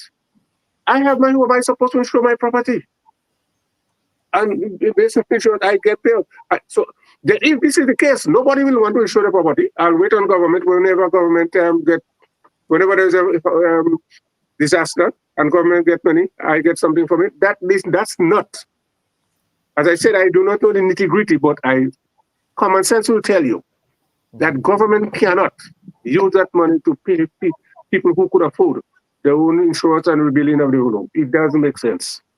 And I think politicians should stop misguiding the nation that, okay, government get money, sit down there and wait on a disbursement. It ain't going to happen, and government should never get involved in that. But for the ordinary people, based on a means test, social responsibility, government definitely should intervene. In addition to rebuilding government infrastructure and helping the productive sectors to get back on their feet. Mr. Phillip? I fully agree with Mr. Bolson on this point, and that is the same point I had made in relation to our construction on the foreshores and seashores of Soubise in St. Andrews. Where government assistance should be provided, apart from mean testing, which is a bad order in Grenada, mean testing, it is a question of people also following the requirements. In other words, If you have built your property in accordance with the existing or approved standard, and you are significantly affected, I can see again assistance. But you can't be putting up your own thing, wasn't approved by physical planning or anybody. It come and it wash away or it blow away or wherever it is, and I take in taxpayers' money and just hand it to you. That making no sense to you. I might, as government, might have an obligation to give you temporary assistance until you catch yourself, get back on your feet and all the rest of it. But I don't think that way your own home. If we're talking about making people independent, they must be independent, truly independent, and they must be resilient. And to do so, there are certain guidelines that people must follow. And that's why I say, if we are going to continue with the parametric insurance coverage, we must have guidelines as to how it is, what it is used for, how it is used. And this is not a case, for example, both Grenada and Nawasa, if I'm not mistaken, were parties to this parametric insurance, and they got was because the thing was triggered. And I could guarantee that they didn't just spending that money willy-nilly. They must, their boards, the boards of directors of these companies must have approved how they're going to deal with it. So we know in St. Patrick's, we had poles that broke, we have wires on the ground. We know that is going to be a natural thing. That's going to be a natural thing that goes towards replacing that. In addition to which, as you may well be aware, Grenada also had its own insurance, in-house insurance fund, because in accordance with the agreement from going back to WRB days, I think X probably not exceeding 5, between 2 and 5% of their net profit every year went into a hurricane fund. And since the buyback of Grenada by the administration, by the government, I think that provision has continued, notwithstanding that they also had taken out this parametric insurance. And it tells us that you need to have policies and procedures in place, and don't wait until something happens to then wonder how you will use the money. Let me do it up front. Gentlemen, we certainly have to quickly get to the next segment, but I can do this all day. I can listen to all three of you speak all day because this was so important. But Dr. Gilchrist, I want to begin with you for closing comments. Again, this was a very critical analysis, and I say critical in respect of the academic framing of it, of the estimates, the 268,698.86 million EC dollar estimate that was brought before Parliament. I dare say that perhaps today on the Bub Report, we were enjoined by a much more critical debate than we did in Parliament last week, because we only got one side of the debate in Parliament. And so the Fort Estates today on the Bub Report, if I may say so myself, was able to provide a critical analysis of these numbers in a way that was not provided in Parliament. And of course, we're going to be having a conversation in respect of what went down in Parliament for the next segment of the Bub Report. But Dr. Gilchrist, I want to begin with you, sir, for closing comments. Again, the biggest takeaway from me here is the difficulty and the challenge with respect to implementing this particular budget. Here. Yes, Dr. Bob. I totally agree with you. Given how close we are to the end of the fiscal year, and let us frame our concluding comments with that as the backdrop. Please proceed. Yes, I agree with you 100%. That's a good summary, and I'm sure my colleagues agree. But also, I'm hoping that the relevant officials are listening to the program. And let's be realistic. This is not about politics. This is about banning your belly and understanding the challenges and working hard. The issue of productivity, efficiency will have to be addressed. If it means maybe carving out certain activity, I don't know how they would do that outside of government, but we have a challenge. We have a challenge, and I suppose all of us on this platform are willing to share our expertise. If I can't speak for Ms. Rose and so on, but I think we are willing to help. Yeah, we are willing to help. The issue of productivity is important. When we introduce the minimum wage, if I may just detour a bit, in our mind, right? We were hoping that the minimum wage would in some way add to the productivity issue to help. I haven't done the research on the impact of the minimum wage yet. I'm still in the process of doing that.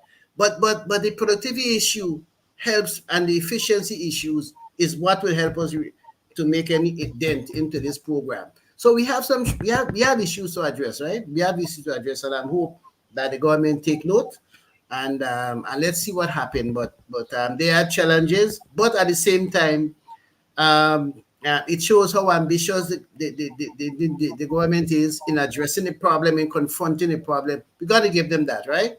They are confronting it, they are addressing it, but they need help, and we are here to help. Mr. Philip. I would like to see a work plan accompanying this supplementary budget. It respect to the burial response. I ain't talking about them other thing that they add on, statue in the sea and all kind of stuff like that. And YouTube for creative economy. I don't get that. I'm that. The burial response, let us do a timetable, let us do a projection as to what it is we hope to accomplish when. Let us have a monitoring mechanism where the government can update the public, as given that there is no central agency as Boson has advocated, but that there is some kind of updating that, look, we expect to be able to accomplish these things, whether we will build 50 or the 200 homes, whether we go do 25 miles of road of the X miles of roads which are targeted or whatever it is. Let us have that kind of stuff so that people are assured that there is proper accounting and use of the funds that they have gone to Parliament for approval for. I don't think that I could add anything more to that, except there have been some criticisms coming out of the management of the effort in Karakou. I believe that the matter of disaster preparation needs a complete overhaul in Grenada. One of the big issues in disaster preparation is the preparation for recovery. And I could always remember my experience with Hurricane Ivan. The port had probably one of the best hurricane preparation plans. None of us that had knowledge as to what happens after. And come January 2005, we had to sit down and revise the whole plan to include post-disaster efforts, actions, policies, and procedures. One of the things that we failed to do, you will be amazed as to how much people actually learn by doing. Do we simulate shelter disasters? Shelter disaster management? We have a number of schools that are designated as shelter managers. Do we train the principals? Do we train 2 or 3 teachers at the school to handle emergency shelter situation and all the rest of it? Do we train the populace in going to shelters? Because I think you may have heard of people who go to shelters in Karakou expecting to get 4-course meals when they're in fact supposed to be walking with their own tin stuff or otherwise. So I would like to see a complete revamp of the disaster preparation and mitigation activity in the place. Thank you. Absolutely. And of course, Mr. Anthony Boson, our former Minister for Finance, as a programming note, an invitation was also extended, Mr. Boson, to your colleague, your former colleague in government, that's Mr. Oliver Joseph, to appear on the program, but unfortunately we didn't hear back from him. So we're happy that you were able to join us today, sir, and we go over to you for some closing comments. Thank you, Dr. Bob. And again, let me express my appreciation for your invitation to be on this program. Yes, sir. With my illustrious colleagues, people I really have the greatest respect for, working with them. I must applaud this government for the initiative being taken to respond aggressively to the disaster caused by Hurricane Beryl to the people of Karakou and Pitimati. Although Karakou is small, but when you look at the intensity of the destruction, believe me, is big. And therefore, any action geared to providing relief and rebuilding Carriacou and Petit Martinique, as well as the northern part of St. Patrick, I believe is warranted. The government presented a supplementary estimate. Again, it is not quite clear as to how much is Ivan related and how much for the normal run of things, being cost overrun or projects that were supposed to come on stream. And I thought maybe we should have a supplementary dealing specifically with the reconstruction of Carriacou and Petit Martinique and another part of Grenada as a result of the hurricane. As it stands now, it looks convoluted, it mixed up. And therefore we tend to lose that focus and that energy that should go into rebuilding Carriacou and Petit Martinique. I applaud the past administration of Dr. Mitchell for having the vision to sign on to this parametric insurance, because we are now seeing the benefit that will accrue to us by so doing. My only concern, my regret, and I made it in the beginning, is that we had a parliamentary sitting on Tuesday, and here was an occasion, we have a disaster, for government and opposition to get together and work out the modalities as to how we can reconstruct the island of Carriacou and Petit Martinique. The opposition has what I call experience and institutional knowledge, having gone through Hurricane Ivan. And that, to me, that information, that experience and knowledge should be brought to bear in the reconstruction effort by this government of Carriacou and Petit Martinique. But it didn't happen. And I think it's sad. Instead, we had this kind of acrimonious relationship where the opposition had to walk out. I never support opposition walking out. I don't care what the circumstance. Because the information that we share, the three of us share now, I believe in the opposition, you have the technical competence to provide the same to the government. And on the other side, the government must realize that you have a number of young people. They might be ambitious, but they may not have the knowledge and the technical expertise and the experience. And therefore, they must be willing to learn as well. So it's a matter of giving information and sharing. No one, you will not lose support if you give the government credit for what it is doing. And if you're in government, you will not lose support if you give recognition to the opposition for what was done before. And I think we are heading down the wrong way, my brother. And I'm hoping that we will all see the need, government and opposition, to work together. It is the development of our country that is at stake. Let us stop this petty politicking and deal with issues confronting our nation. Thank you very much. Yes, and I'm going to bring in your good friend here. Well, it's Senator Chester Humphrey, who's going to be joining us for the wrap-up segment of today's program to speak to issues in relation to that walkout in Parliament and sort of perhaps a breakdown in decorum in the House. Senator Humphrey, former Senator Humphrey, is the President of the Senate, will be joining us quickly to talk about those issues there in respect of what happened in Parliament on Tuesday. So, Mr. Bolson, again, thank you, sir, for your indulgence and for bringing your knowledge and expertise to the Bub Report today. Thank you. Thank you. Yes, absolutely. And Mr. Phillip, as well as Dr. Gilchrist. Gentlemen, thank you. Have a wonderful Sunday. Thank you. Thank Yes, you very much. absolutely. Absolutely. Viewers and listeners, we are going to take a quick break.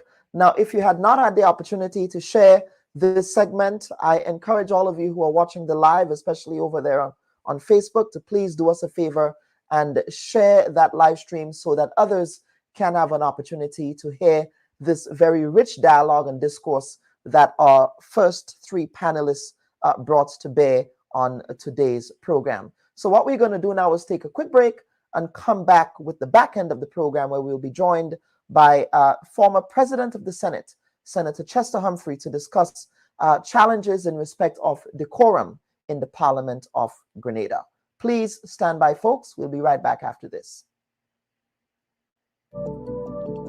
Don't go there.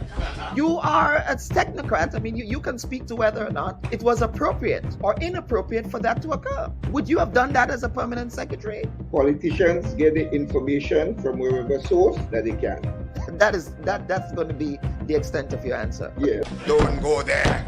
There's a lot of noise around the data protection bill that, in my respectful view, is not warranted. I was one of those making noise, and it's simply because I was concerned about that specific section 33. Don't go there. Are you going to be offering yourself up as political leader of the party? I see you've called me here for much more than diplomatic passports. I don't buy that. Don't go there. What is the relationship like between you and your leader, Dr. Mitchell, your boss, Dr. Mitchell? I'm not sure how to explain how to answer this question at this time. I prefer not to answer. Don't go there. They said that you approached the bank for the loan before the election and that it only materialized after the election. There are also conflicting reports around the quantity of monies that were received. What is the reality here? People try to extort the truth and to make all kinds of things about it. I just stay quiet. So if you notice, I was really and truly quiet about the whole matter. Well, except with not with the New Today newspaper. The New Today newspaper reported on this, so I'm not sure you were quiet on this. Go ahead, Honorable. Go ahead. Well, I'm just trying to answer your question, right?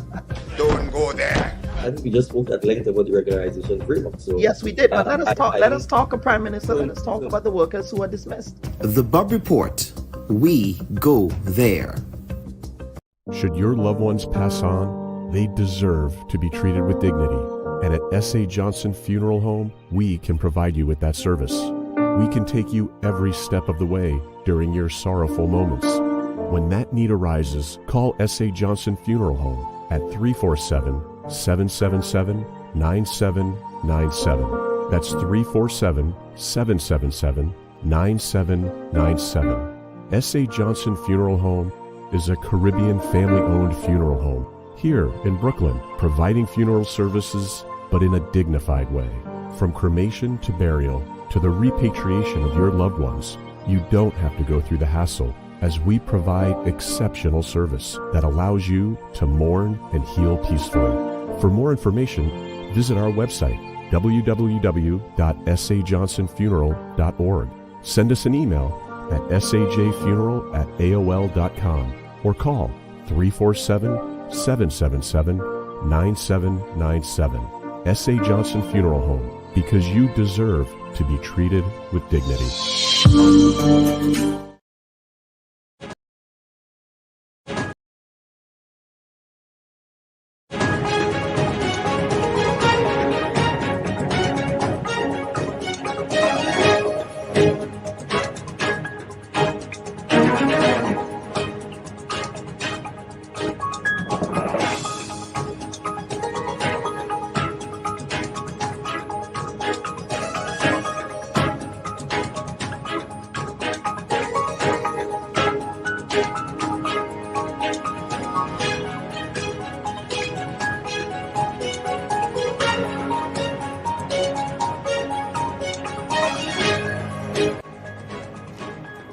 Mr. Speaker, I ask, therefore, the members for Carriacou Peter Martinique, we should apologize to the teachers of Carriacou Peter Martinique for the statement made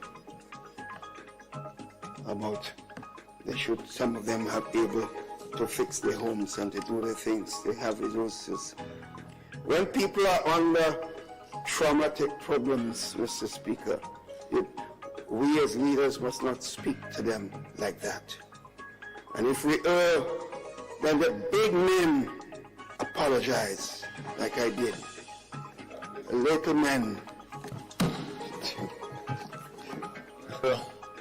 MP for Carriacou Peter Martinique, are you raising a point of order?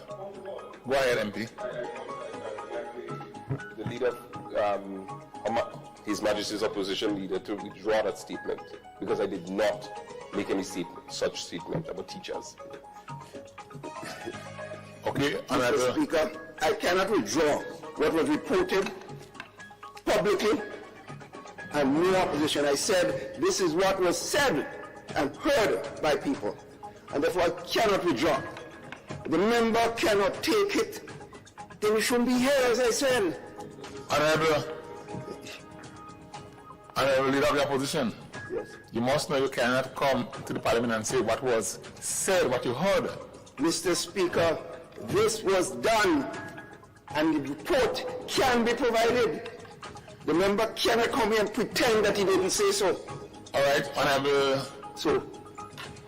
Leader of the Opposition, do you have the evidence that it was done? It can be provided, Mr. Speaker. But don't ask me to do that now.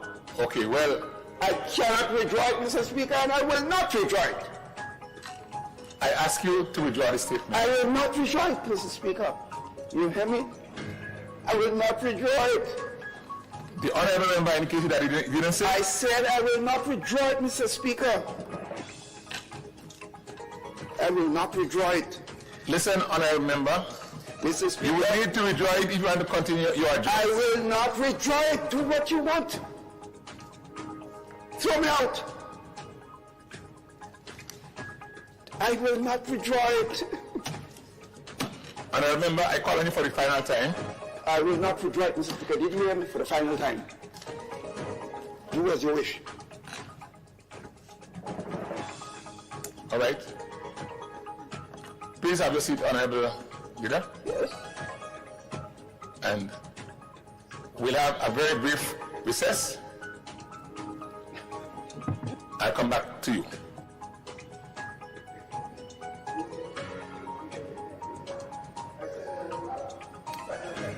All right, thank you. Thank you, Leader of the Opposition. Since you refuse to withdraw your statement, I will therefore suspend your presentation.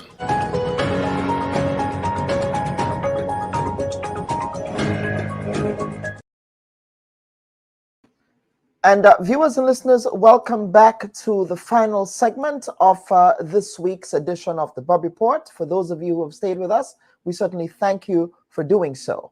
Now, I'm joined by Mr. Chester Humphrey. He's a former president of the Senate and a former Labour representative in the chamber that he presided over.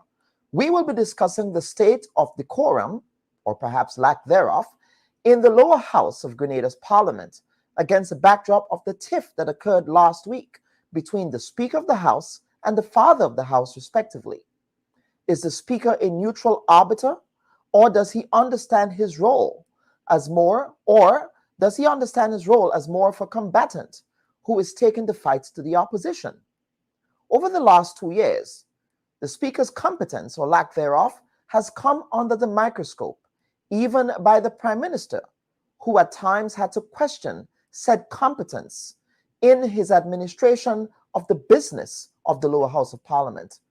Last week's machinations were an extension of those questions, and we ask, can the Speaker prevent the House from continuing to deteriorate into a gallery of bedlam?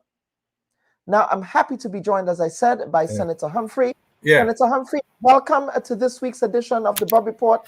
Thank you for your patience, sir, and thank you for laying in wait as we just concluded what was a very dense conversation with our panel of experts in discussing the supplementary estimates. Thank you, Doc. Go ahead. Go ahead. Yes, we might be having some internet challenges. If I may make a comment, I thought it was an excellent. I look forward to the day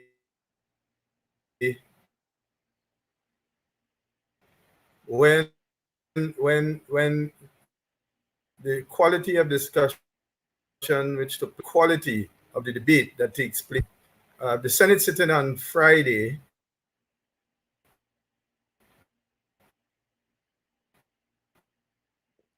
Yes, Senator. I think it's closer to that. Yeah. Yes. All of the presenters, especially yes, those we are having some serious issues with your connectivity there. Yes, we're going to try and reconnect with Senator Humphrey, folks. We're having some serious Wi-Fi issues. I am going to connect with my producer to see what's happening here with Senator Humphrey. And we will get back to you folks shortly. We do apologize for that temporary break in transmission there. We'll be right back. Do stand by with us, folks. Let's see if we have him now. It's a teaching. Yes, Senator, go ahead. Let's see if we can hear you. If not, we may have to have you join on your phone. Yeah, because the connection is a bit poor.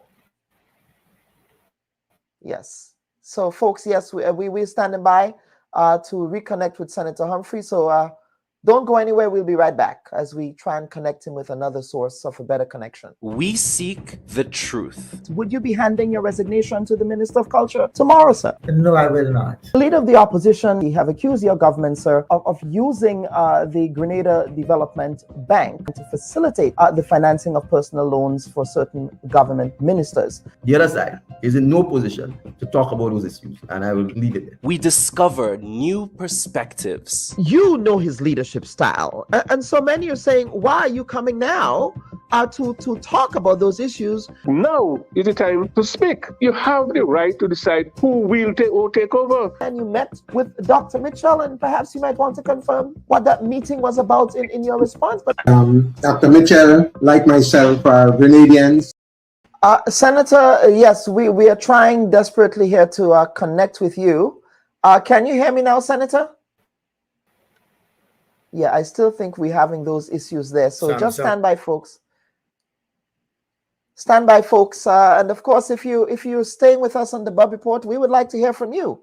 Of course, we have heard from a lot of you viewers this morning. Unfortunately, we could not get to a lot of your comments just because of the nature of the conversation. It was so extremely dense that we felt that it was important to hear from our experts and to hear them critically analyze a lot of what was in the supplementary estimates. So I did not want to distract from a lot of what they were articulating. But we would like to hear from you. Just give us a roll call in respect of where you're joining us from. Where are you watching the Bub Report from? I know that we do have some very loyal viewers. I know that Lydia James joins us from Toronto. We do have Mr. Brian Grimes who's joining us from Grenada. We have Mr. Clint Williams. Mr. Williams, I do believe you are in the St. George's Northeast area. Let's see. We have Shireen Thomas Isaac, who is saying she's joining us from Monkpanasas. Hello, Shireen. You are a regular viewer of the program. It's good to have you here again. Nelson Kimran is joining us from Toronto as well. We have Listra. Hello, Listra is joining us from Beaton.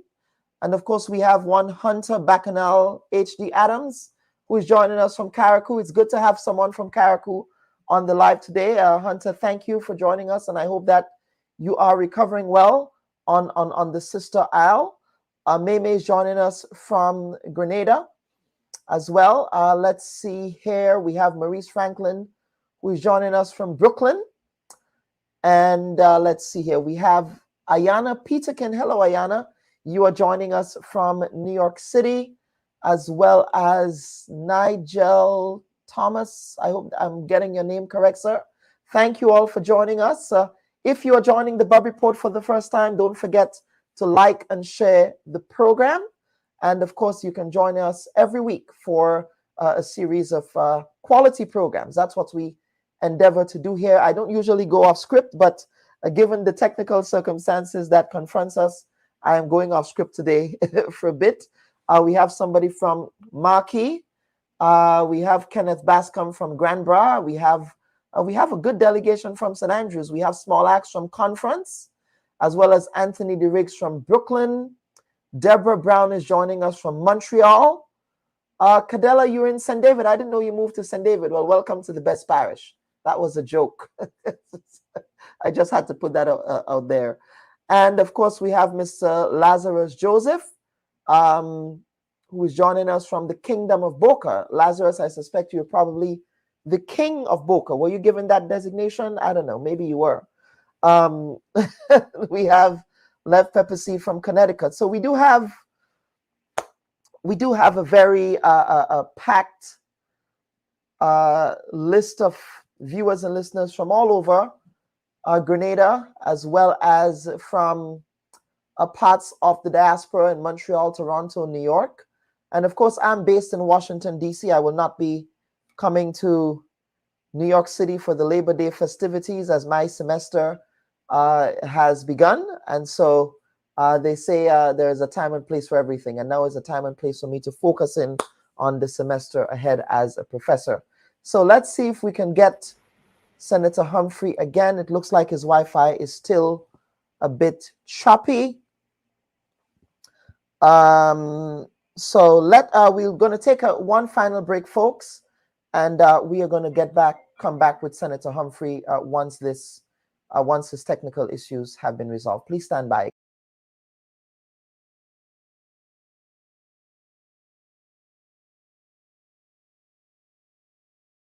Mr. Speaker, I ask, therefore, the members for Carriacou Peter Martinique, you should apologize to the teachers of Carriacou Peter Martinique for the statement made about some of them have able to fix their homes and to do their things. They have resources. When people are under traumatic problems, Mr. Speaker, we as leaders must not speak to them like that. And viewers and listeners, I think we finally was able to connect with former President of the Senate, Chester Humphrey. Senator Humphrey, we finally have you here. Thank you, sir. We do apologize. Yeah, but I'm having, let me just see how I get out of this for the moment. Yes, because because my can see screen and hear is you split up. clearly. Yeah. 1 minute. I don't Yes, know what's no happening problem. here. I'm told I have to I'm on my phone, and I'm Yes. having a little challenge here. But we can hear you and see you loud and clear on our end. The volume is very low. Okay, if you can adjust that volume there, folks, we are troubleshooting in real time. So we do apologize for that. We normally do troubleshooting in advance of the program. But Senator, can you hear us now? Yeah, but the volume is very low. I could barely hear what you're saying. Okay. Are you able? Do you have your head? If you can get your headphones and I'm put it on your. Well, I'm trying my headphone, but I don't know what's happening here. Yeah. If not, you may have to just use the phone. Take the headphone off and just use the phone, and we can see you and hear you loud and clear. Yeah, but I haven't serious challenges with you. I don't know. Okay. 1 second. Let's see. Yes. Folks, we're just going to allow Senator Humphrey to adjust his sound there because he says he's having some issues with hearing us. But while he gets that situated, again, right, I think I've gotten you. Very well. Just as a reminder, yep. I think we lost him again. But he'll be back shortly. But as a reminder, what the segment will talk about would be what transpired in Parliament, at least in the lower house of Parliament last week in respect of when a debate got underway in respect of the supplementary estimates. There was an accusation made by the leader of the opposition, Dr. Keith Mitchell, in respect of a member of Parliament for Carriacou and Petite Martinique, the Honorable Tevin Andrews, in which Dr. Mitchell called on Mr. Andrews to apologize for comments made against the teachers. Mr. Andrews got up and said he did not make those comments, of course, and then it became Tevin's words, that's Honorable Tevin Andrews' words against Dr. Mitchell's words, and that eventually led to the speaker suspending his ability, that's the leader of the opposition's ability to speak during that session. But Senator, are you able to hear us now? I think we are still having those technical issues there. Folks, I'm so sorry about this. We're really struggling with this last segment. The program went smoothly, technically at least, up until this moment. So I do apologize for that. This is usually not my style. This is not what we do here on the program. So I do apologize for that. But let's see. Yes, Senator, are you able to hear us now, sir? All right, yeah. Well, Yes. it's not the best. I'm seeing four different views, but it's not the best. Okay. At least you can hear us, right? At least if you can hear us. So we're going to go on. So Senator, let us begin. Let us begin by talking about the standing orders. Now, when a member of parliament stands up to say that he's standing on a point of order, does the standing order indicate on what specific point of order does a member stand on? Well, the rules are very clear. Let me just see if I can get it here for you. Yes.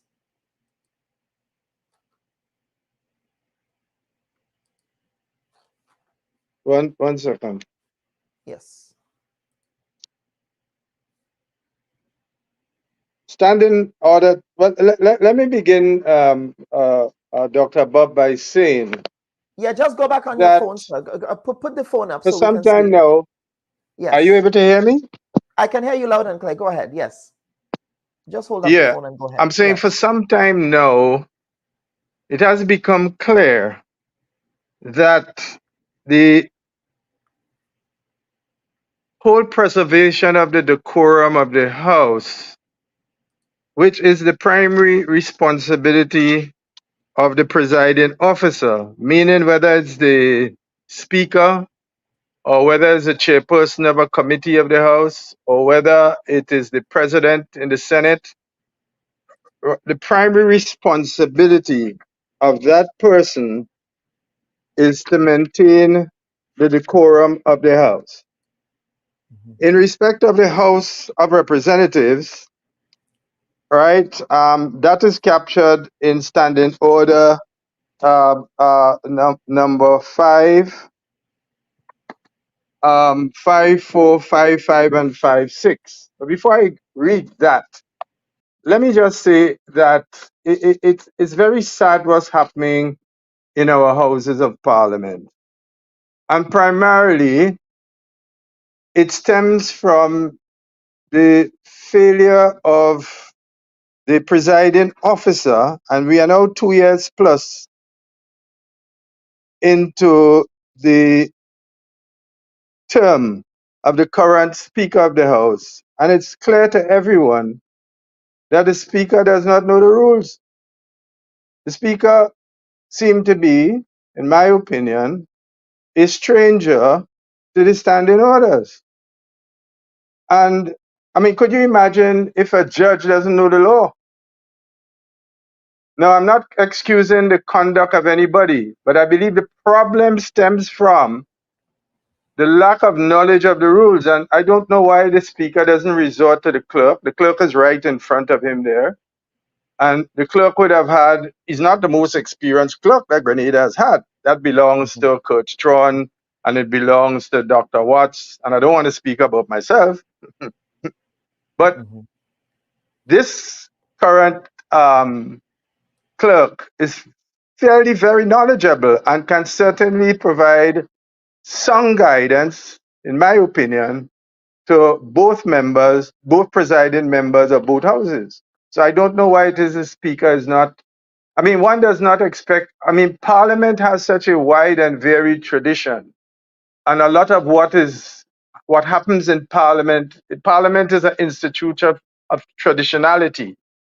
Right? So a lot of what happens in the parliament, you don't expect to come to the parliament knowing that. Unless, in my case, before I became speaker, before I became president of the Senate, President of the Senate, yes. I did a stint as acting president for almost 5 years under NDC. And I've been in the House of Senate now for 30 years. So I've built up a tremendous, and I've served there during the time of some exceptionally talented parliamentarians. We talk about the likes of Derek Knight QC. He served there, Dr. Francis Alexis, Dr. Joseph, Well, we had Margaret Nichols. She was a rookie, but was willing to learn quickly. And interestingly, although Derek was on the opposite side from which President Margaret Nichols came, she took a lot of the advice from the then Senator Knight. And so she was able to preserve the decorum of the House, because that is the primary function of the presiding officer. But in this instant, I mean, it saddens the lack of understanding of basic rules and basic normatives in Parliament. So, for example, a basic normative in the Parliament is that the title of honorable does not belong to the office of the holder.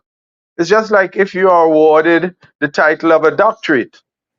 It doesn't belong to the office, it belongs to you. So it is not the Honorable Prime Minister. It is the Honorable Deacon Mitchell Prime Minister, because the term honorable belongs to the person and not the office. And the Speaker repeatedly says this over and over and over. I mean, doesn't he look at what happens in the House of Commons? Doesn't he? The Canadian Parliament has almost every parliament in the world has a website. So it's a lack of knowledge of the rules that creates and leads to, among other things, it's not the only factor, but it's a primary factor. Because you see, for you to maintain the decorum of the House and houses, you first of all have to operate fairly. And that's the operative word. The presiding officer has to operate fairly. The presiding officer has to remember that that officer is a referee. But the Speaker seems to think and that he is some activist combatant who enters into the debate. I mean, I've never seen this before. In the last sitting of the House, do you know the Speaker actually moved a motion? I mean, this is totally unheard of. And again, lack of the rules. And because the Speaker doesn't know the rules, he substitutes his lack of knowledge with bullyism. And the minute you start bullying people, and I'm not making any excuses now for conduct and behavior. Because yes, Senator, we're not seeing you again. Put your phone. Institution, and we should treat it like that. Yeah. We've got to remember that as one of the most important institutions in the land, well, the courts, but don't you see how the courts conduct themselves? When the judge or the presiding officer, whether it's magistrate or judge or appeal court judges, enter the chamber, everyone rises. Everyone bows to the chair. You're not bowing to the individual who sits in the chair. You're bowing to the institution, right? And you're showing reference to the institution. Now, Kellen, what concerns me yes, is that Senator, we let's have a see you. Let's see you. We I mean, the amount of murders that are taking place here, the lack of respect for authority, whether or not that crisis finds its expression in every facet of our life, whether it's in culture, the open nudity that takes place in public and is traded as culture, right? The lack of self-respect amongst our women folk. We've now entered a culture where nakedness is the goal. The question of language and how you carry out yourself and so on. Right. So parliamentarians have to understand that in Parliament, it is not about them, either collectively or individually. It's about the institution of Parliament. And therefore, the decorum must be maintained. And the Speaker has that responsibility. The rules set it out. And I'm going to read that section for you. I just quoted it. Sorry. Yeah. I'm going to read that section for you. It says here, under Standing Order number 5, presiding in the House and in committees of the whole House. And clause 4 says, the Speaker in the House and Chairman in committee shall have power to regulate the conduct of business in all matters not provided for in the standing orders. The Speaker shall be responsible for the management and general administration of the House. The decision in all cases for which these standing orders do not provide shall lie with the discretion of the Speaker and shall not be open to challenge. In other words, the Speaker has a lot of leeway, all designed to maintain the decorum of the House. Otherwise, what you would have is bedlam. No. The underpinning of all of that is that the Speaker must be fair. The Speaker must be fair. No, if a judge doesn't know the rules, he can't perform his function as a judge. So let me come back to the instant question, because there's a lot of evidence. So, for example, take the time when the House was sitting. Senator, I'm not sure if you can hear me. We are not seeing you. Just adjust the phone again. There you go. Yes, go ahead. Go ahead and yeah, there you go. Boy. Yeah, I know you were reading the standing orders, but go ahead. We can hear you now. Yeah, there you sorry. go. Go ahead. This is perfect. Sorry. Yes. So I'm saying an example of what I'm speaking about, because I said that the Speaker sees himself as an activist combatant and not as a Speaker. A Speaker has to carry himself with dignity. He has to conduct his business fairly. His tonal quality, especially when he's giving direction as to the conduct of a member, has to be up above reproach. You have to come across as fair. You have to have a demeanor of almost reverence in what you do. You can't be an activist combatant. Take your seat. That's not the way, in other words, the unpolished kind of bullyism is not helpful as an instrument in creating the atmosphere where members feel when the Speaker speaks, I will have to comply because the Speaker is rational, he is reasonable, and he knows the rules. I mean, take for example on the occasion of the funeral a few months ago last year Last year, of December, then of Adrian Mitchell. Member of Parliament, Adrian my good Mitchell. friend Mitchell. Adrian Mitchell. Yes. Adrian Mitchell. Yes. The Honorable Dr. The Honorable Keith Mitchell, leader of Her Majesty's opposition, pointed out to the Speaker that the funeral is today, and as a result, he has to attend. I'm trying to. Oh boy, my phone gone. Yeah, it's okay. Sorry, give me a second. Keep speaking. Yeah. 1 minute. Ignore the phone. Let me see if I can get this back. Yeah. Today was just a bit of a that he has to attend at the funeral of a member of the House, Adrian Mitchell, and he has to deliver a tribute. Right. And therefore he needs time, but he wants to continue his bid, so could the House take an early adjournment? And again, the Speaker sees himself as a combatant. So he has to prove to Dr. Mitchell that I rule the roost, and begun to engage in a contentious issue rather than saying, okay, reasonable, I will adjourn the House and we will resume X, Y, and Z. It took the intervention of the Prime Minister that's coming from the government side of the House. And remember, it's the government side of the House that brought the Speaker into the House because he's a non-elected Speaker. It took the intervention of the Prime Minister. And let me say, it was a proud moment for Deacon Mitchell. Because here he was, listening to a debate, and he stood up and said, look, I am very saddened by what I hear. There is back and forth. And there ought to be some procedures. And if there is no procedure on this issue, at the point when we are going to attend to the funeral, we are discussing here the funeral of a colleague. Why is this bickering? And here's what I want to suggest. I want to suggest that in the future, the House does not sit when there is the funeral of a former member of the House.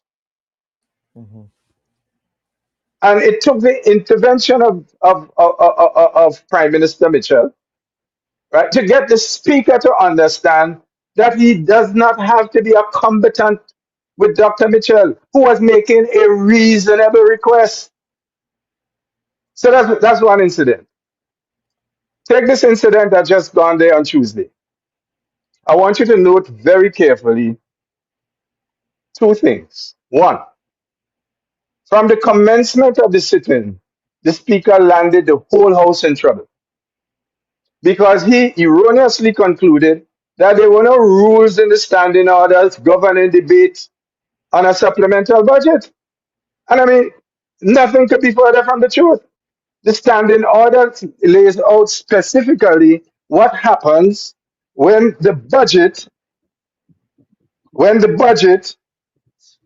is to be debated. And that is standard order number 39. I have it here. And it goes through, standing order number 40. And it goes through subsections 1 to 3, Roman numerals. It lays out what happens. So that after the fracas, I want you to pay close attention. After the fracas occurred, because the Speaker, not knowing the rules, did not know that there is no difference in the standing orders between a budget and a supplemental budget. They are all budgets. And therefore, they are governed by standing order number 40 of the House of Representatives. Again, the problem goes back to the lack of knowledge of the Speaker on the rules. So it's like a judge who doesn't know the law. A lot of contentious rangatangle will take place. He doesn't know the rules. There are people who know the rules, and the object of his bullyism is trying to correct him. He feels he's beyond correction, right? And he uses bullyism, take a seat. And his whole tonal quality is one of aggression, and not one of a referee who has to be collected and calm. Don't lose your composure. I mean, it's sad, but this thing is going on and it's getting worse. So listen to what happened when Prime Minister Deacon Mitchell took to the floor. When he took to the floor in his intervention on the budget debate, he began his presentation by revealing a dictionary explanation of what the word supplemental mean. Well, there was only one person in the entire House of Representatives on Tuesday gone who didn't understand what supplemental was, because he tried to create a rule for this debate when the rules were staring him in his face. Look at it right here.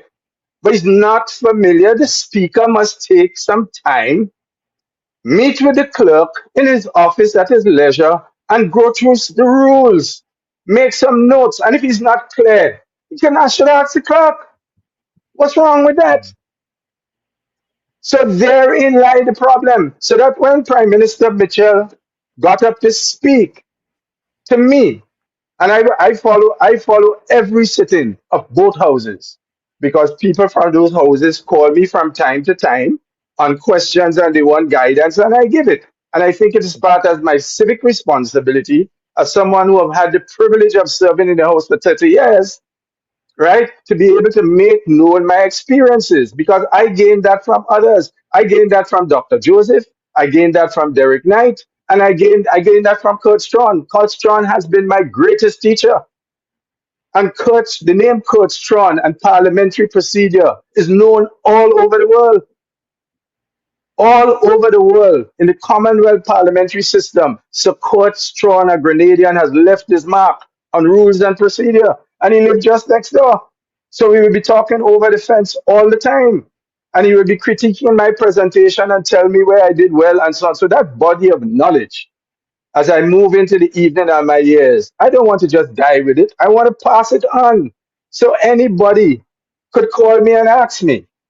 So I'm not being judgmental of the Speaker, but the situation has gotten to a point, and I've not spoken before now, and I'm speaking now, because it has gotten to a point where the order of the House is being undermined.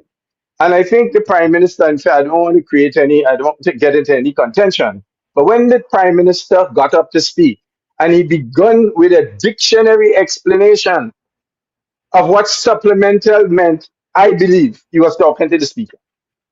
Because the Speaker began the setting by saying there are no rules, and therefore he's going to give 15 minutes more. And you know what's interesting? The people who objected to what the Speaker was saying didn't come from the opposition side of the House, you know.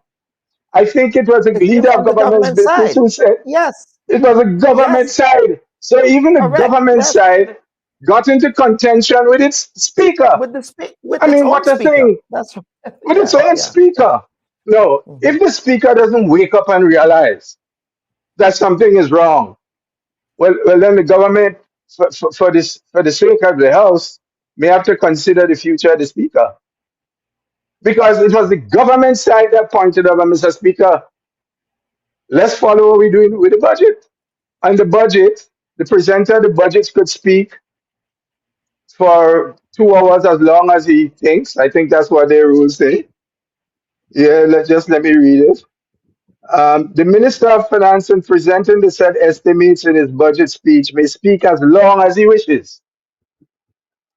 Roman numerals 2. The leader of the opposition or any other member of the opposition designated by the leader of the opposition in replying to the Minister of Finance may speak as long as the Minister of Finance spoke under subparagraph 1 of this paragraph or for 2 hours, whichever is greater. And then it goes on dealing now with the Prime Minister, because remember, while we are all equal, the Prime Minister is first among equals. So in section 3 of Rule 40 of the Standing Orders of the House of Representatives of Grenada reads, the Prime Minister, if different from the Minister of Finance, may speak as long as the Minister of Finance spoke under paragraph 1 of this paragraph or for 2 hours, whichever is greater. So here it is, the Speaker, without knowledge of the rules, is trying to limit the rules, which he must, the first point of order is the Speaker must abide by the very rules, right? But because he doesn't know the rule, he opinioned that there was no rules governing supplemental budget debates, a very erroneous conclusion to my mind. And it was the government side who said, no, let's follow 40. Because there was more time allowed under 40 than the speaker. But you see, as I tell you, the speaker is an activist combatant. And I get the impression that the speaker sees his mission as controlling the opposition.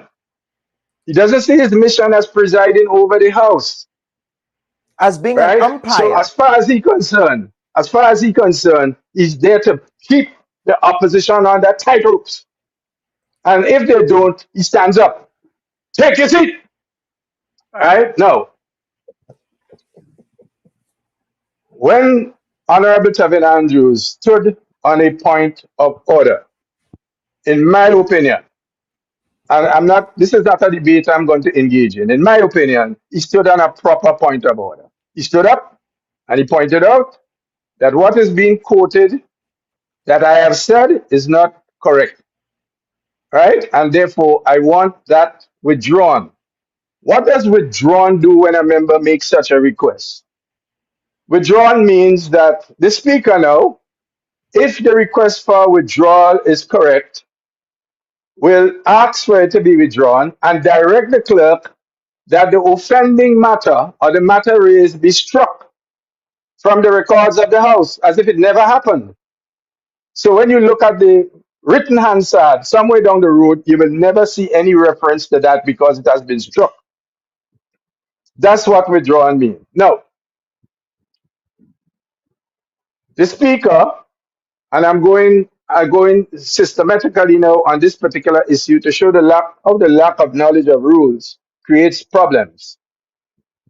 The speaker then, correctly in my point on this one, raised the question of reported speech, because you could only report speech from an official document, or if you made that speech in the House.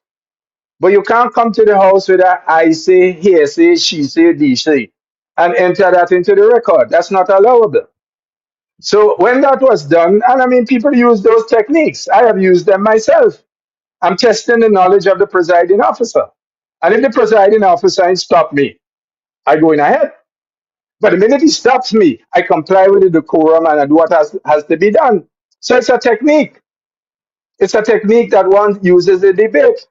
And let me just say, the master user of that technique in debate is Dr. Francis Alexis, one of the best debaters that have passed through this country.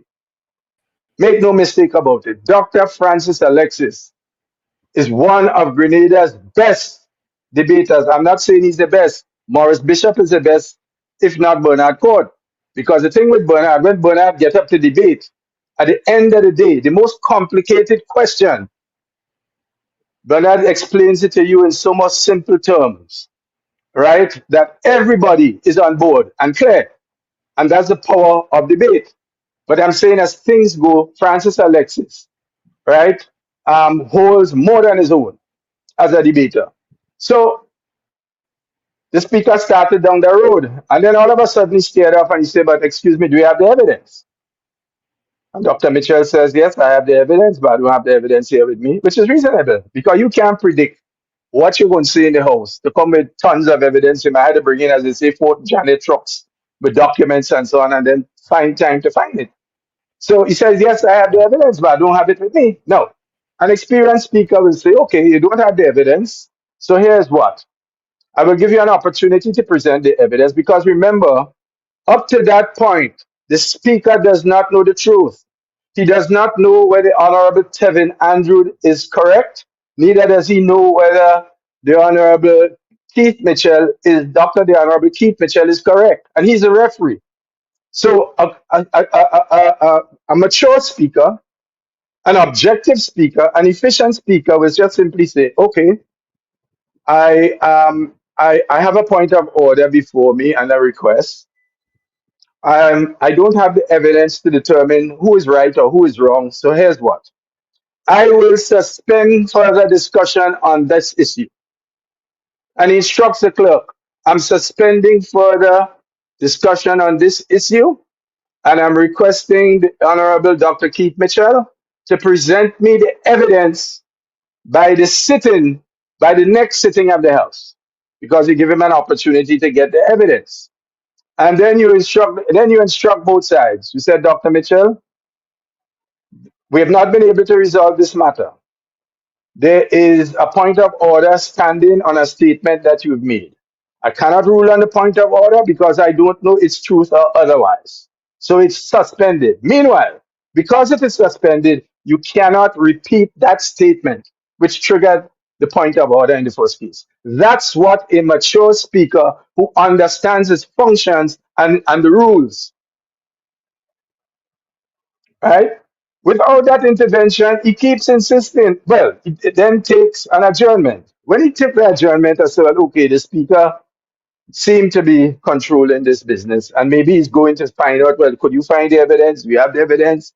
No, this is the age of cell phone. Everything is on a cell phone. Everything is on a camera. Do you have it? Let me see it, blah, blah, blah, blah, blah. The next thing we knew, the House was reconvened, and the instruction was to withdraw. Now, I am informed, and I'm satisfied that the information I have is correct. In that meeting with Dr. Mitchell, with the Honorable Keith Mitchell, the Speaker did not present any evidence. The Speaker presented no evidence which would show that he could now make up his mind definitively, because his ruling is based on objective evidence. He didn't do that. When he took the adjournment, he just went further to instruct without any information in his possession as to the truth or otherwise of the statement, as to the accuracy or otherwise of the statement. He just kept insisting that Dr. Mitchell must withdraw the statement. Well, you see, now you have two combatants, not only the speaker, now you have engineered and generated another combatant. So you have two egos now going at it, right? And when he reconvenes the House, he gives the benefit of the doubt without evidence to the Honorable Tevin Andrew. I mean, gross injustice. And because he has the power to control the House, he then exercises that power. Look, once you descend into injustice, you create the atmosphere for chaos. I just showed you how the Speaker could have maintained his own dignity and that of the House if he did what I showed you an experienced presiding officer would have done. Referee, an And now, experienced referee. the rest of it is history. Then we come back now to the question of the division. Again, the Speaker exhibit lack of knowledge of parliamentary procedure. When they decided, rather erroneously, to vote on whether standing order number 40 applies. I mean, that's what the likes of me are smiling. But I couldn't understand what the Speaker had to take this vote about. And the Speaker was so out of line that he wanted to submit his motion to the vote. So he wanted to give them a choice between his motion and the standing orders. I mean, that's like a judge saying, look, this is what the law says, right? But I am making up my own law. And I give you a choice. Choose between my law and the law. That's the equivalent of that, you know. The guy has a written, but look, I have it here. I have never been a member of the House of Representatives, but look, I have the standing order here. Standing order number 40. Look at it here. And it lays out what happens. He called on them to vote. So, the government side had the majority, and the government side realized that there's much more time to be had under this. And this is what applies, not what the Speaker is suggesting. So the government side say, yeah. When it came to the opposition side, the leader of the opposition called for a division. When he calls for the division, because the Speaker is in a combative mode, and he sees himself as a combatant against, in particular, Dr. Mitchell, he refuses to recognize Dr. Mitchell until Dr. Mitchell stood and said, excuse me, Mr. Speaker, I've been calling for a division. The Speaker then says to Dr. Mitchell, well, the reason I recognize you, he didn't say that. These are my words. But you should have called for a division before. What absurdity. Again, the Speaker, oh boy. Oh, look. In the House, there is by tradition two methodologies of voting. A collective voice vote. So he said, the question is A, B, C, D, F, G. Those in favor say aye. Aye. Those opposed say nay. Nay. And then the Speaker says, I think the ayes have it. And he pauses. The reason why the Speaker pauses, because he is not saying what he knows. He says what he thinks. And he gives the House an opportunity, if they are at variance with what he thinks, to then stand up and say division. Is at that stage a request for a division is properly made. Although it has become accepted that when you're going down towards the vote, somebody in the seat could say, I'm calling for a division, eh? But that's not the way it should be done. But I'm saying as time has gone forward, that has become a sort of unofficial way because it gives an indication that a division is coming. But the purpose of a division is to request that the Speaker not to rely on a collective voice vote, but to call on an individual vote, which is then recorded in the answer.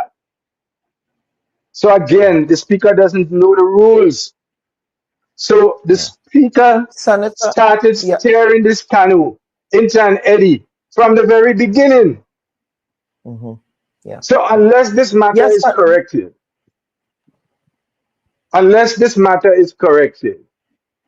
and the government takes an opportunity, well, it's not in my place, but this is now a public issue, and it's now in the public domain. So I will talk about it in the public domain, but this is not usually my style on matters like this. But unless the government makes an early intervention and get the Speaker trained, we're going to have more of this kind of stuff. Yes, Senator, I know you probably can't hear me too clearly because the sound is low on your end, correct? Well, it has improved now. I don't know if it it is has related improved. to the Okay. mood I'm in. Yeah. Yeah. Yeah, probably, probably. But let us talk about, and then we have to end the program. But let us talk about the evidentiary nature of Parliament in respect of, let's say, somebody introduces a statement from outside of the chamber into the Hansard. Now, in the case of what transpired last week, it was a clear case of Dr. Mitchell's claim against MP Tevin Andrews' claim.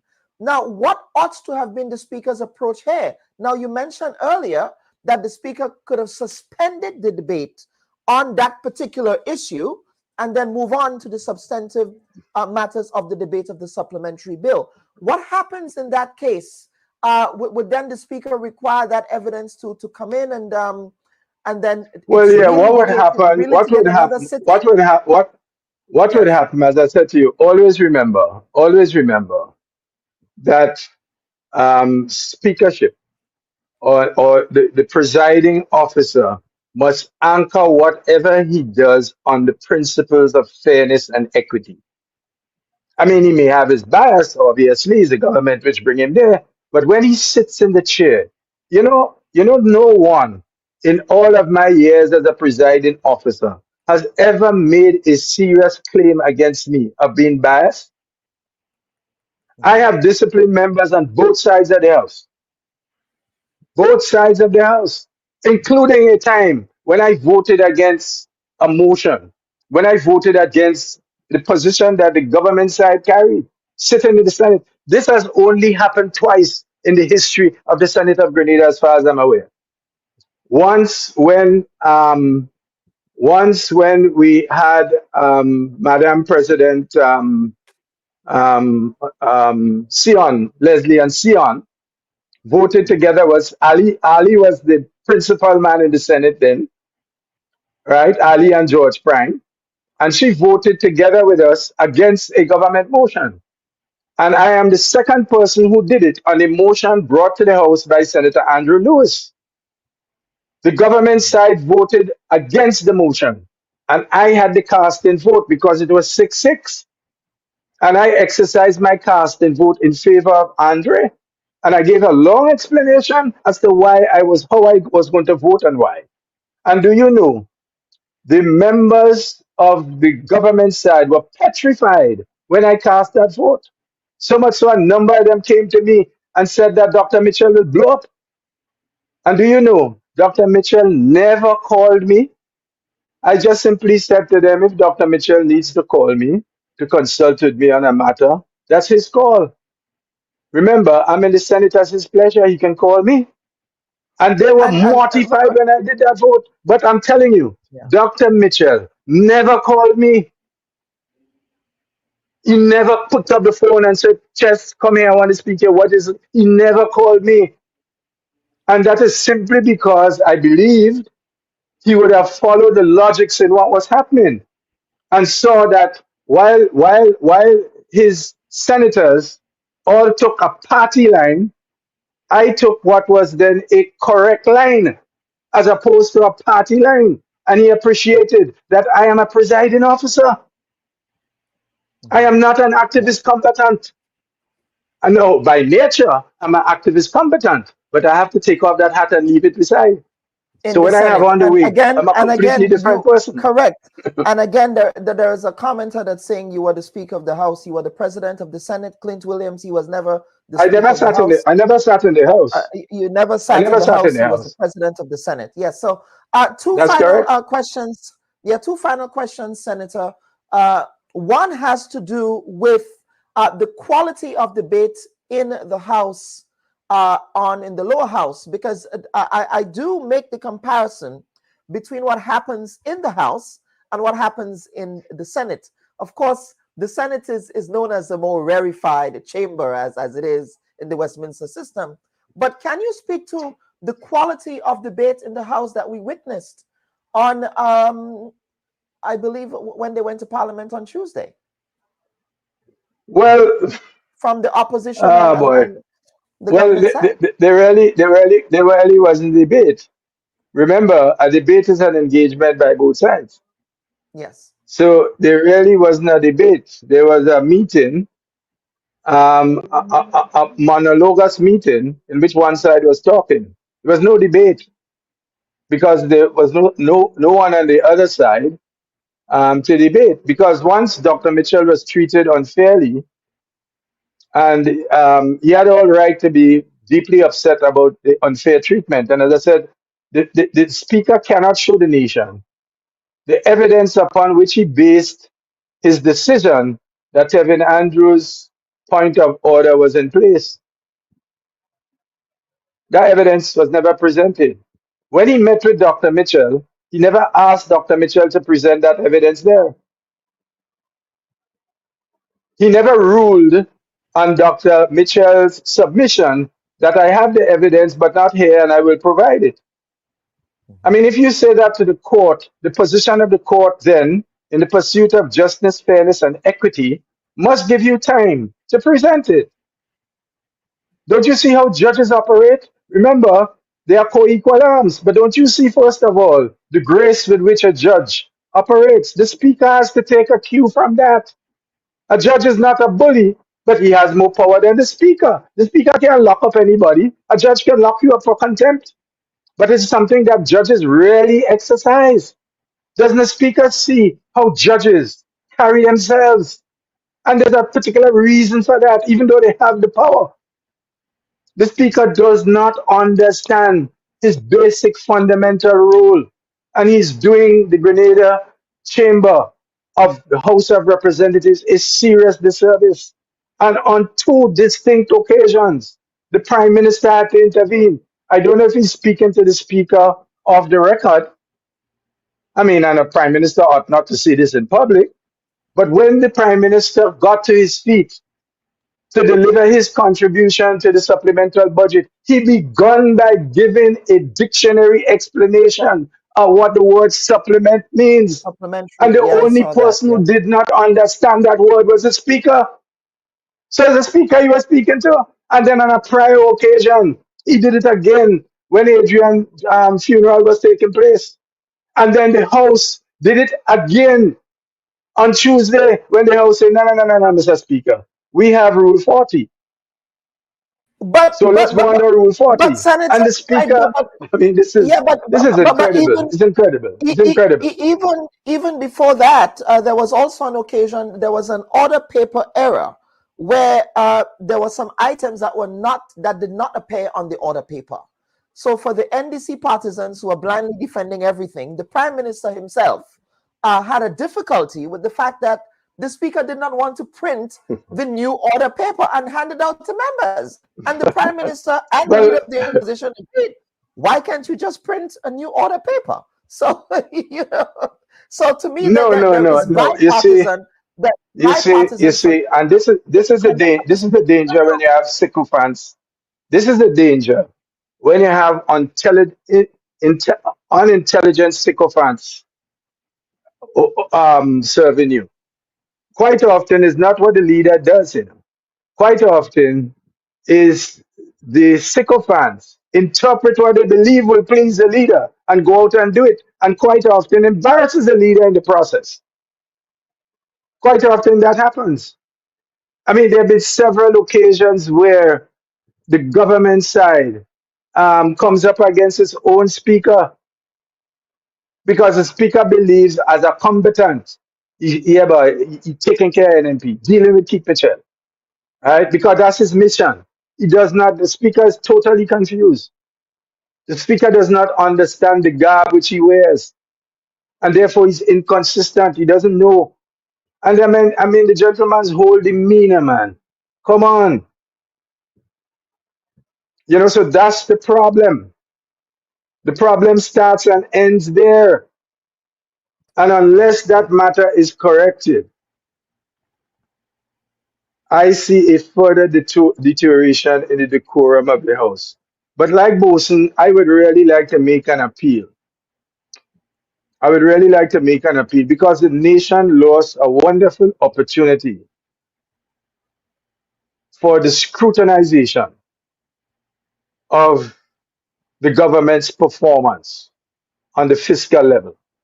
It lost a a wonderful opportunity for that to happen, right? And again, I have to advise those who sit in the hollow houses of Parliament, the nation, the world is looking at you. The diaspora is tuning on. People are following you. It's not the days when this couldn't be done. People have it on their phone. The offices are there on their phone and the side there and they're following it. They're in the line in the bank waiting to do business and it's on the screen. We have a nation in transitionary crisis with young people and the rise of gun crime in this country, the disrespect of institutions. So we have to be careful that we ourselves are not feeding into this cultural orientation of disrespect. We have to be careful. We have to comport ourselves. As old headmaster Eddie Batiste would say, you have to carry yourself with the necessary dignity and so on. Yeah. Yes, yes, absolutely. You know, it's an important consideration. Yes. Yeah, absolutely. We definitely have to close the program, but I know that you wanted to make some comments on the first part of today's program, which we did not get because of the internet issues. But in your closing remarks, I do want you to comment. Well, on, I thought quite frankly, the first part. I thought quite frankly of all of the programs of these types. I think this particular segment that you brought together three intellectual powerhouses. And I thought they did justice to the discussion.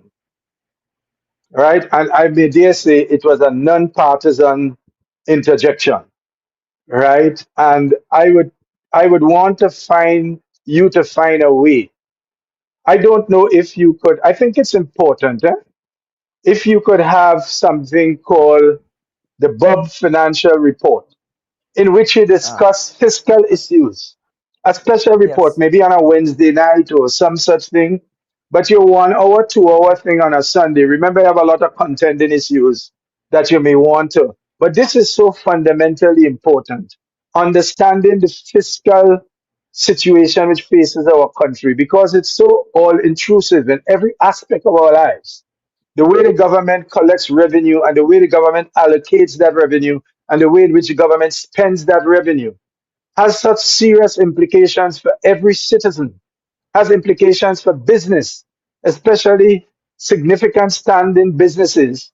It gives them an opportunity to align their business plans with that of whatever fiscal architecture that the government is outlining, because their businesses will be affected one way or another. It is so important. Not only that, many people who come to the House of Representatives are not equipped with the necessary skills. They are placed in an institution where they have to make decisions, but quite often they don't have the tools. And I'm not criticizing any individual. I'm just saying that's where we are. And this is not unique to the Grenada House of Representatives. I mean, you just look at one of the contenders for president of the United States. I mean, you just look at the quality of debate that takes place in the United States. Imagine in a presidential debate, enters a debate on whether you are black or you are Indian or you are East Indian or you are Chinese. I mean, how does that make a difference to anything? In the most powerful nation on the earth, one fella arguing that she presents herself as black, she's not black. I mean, that is the substance of a whole discussion when the world is in crisis. Thousands are being murdered in Palestine, right? There's a war. There's a war taking place in Europe, right? In Southeast Asia, there's something unfolding in Bangladesh. All of these issues, we are faced with unusual hurricane season. All of these complicated issues, which become part of the national discourse, right? So I'm saying many who come to Parliament don't have the basic tools. So these programs allow for an opportunity of Grenadians with the skill set to present to the nation. Yeah. And therefore, I think you should see a program as a teaching tool. As a teaching tool. And I don't know if National College would award credits. So for example, they should require the students to tune on to this program this section of the program this morning, and even this section of the program in a civics program, and debate what happened in the parliament in accordance with the rules, giving the youngsters an opportunity to understand how rules apply and what is happening in parliament, and they could critique it. Likewise, those who sit in the parliament but don't have the tools of economics and or of finance can have a better understanding of what is being analyzed and presented. Yeah. Right? So I want you to give consideration to a second program, and I'm certain you could find a sponsor, maybe a bank or somebody can sponsor that program because it contributes to their bottom line. If you have people with more fiscal knowledge, it's good for your banking business. It means that when you engage in a risk of lending, people are more knowledgeable. So it benefits all around the society. It means that when a private sector person hires a trained individual, he hires somebody to come into the business even at a low level, that person is coming in with a certain appreciation of fiscal issues and is part of the workforce. So he has a greater responsibility in assisting to make sure that the business runs properly and efficiently. So you're creating a culture, you're creating an atmosphere. And I think it's very important for you to hold another program, Bob, on fiscal issues. So it could be banking issues, it could be the budgetary issues and a thing like that. Because by next week something pop up. Somebody caught raping a child in some church. You gone to that because that's a news item. Not a church. Yes, of course. Yes, of course. Right. But we need a program. We need a program which is not determined by the latest current headline. But it has to be crafted outside of the mundane in order to get people attracted to it. You see the point I'm making, right? And I thought that today's thing, I believe, really was well presented.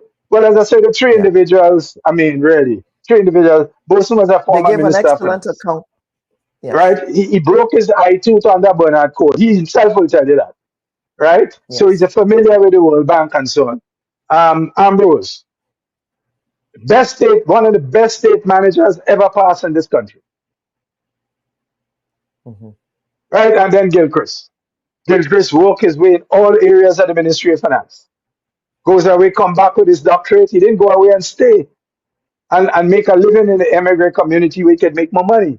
He's back here providing his service and his knowledge and his expertise to us here on the Rock. And I think that's what we need. You see, one of the things that affect the debate in the parliament is people are conscious of sides and people are conscious of their audience. So in a sense, the House of Representatives promotes a lot of grandstanding. It reports a lot of flair because you're playing for the crowd. The Senate tends to have less of that because the audience. So for example, the representative that represents the business community is only a small section of the community.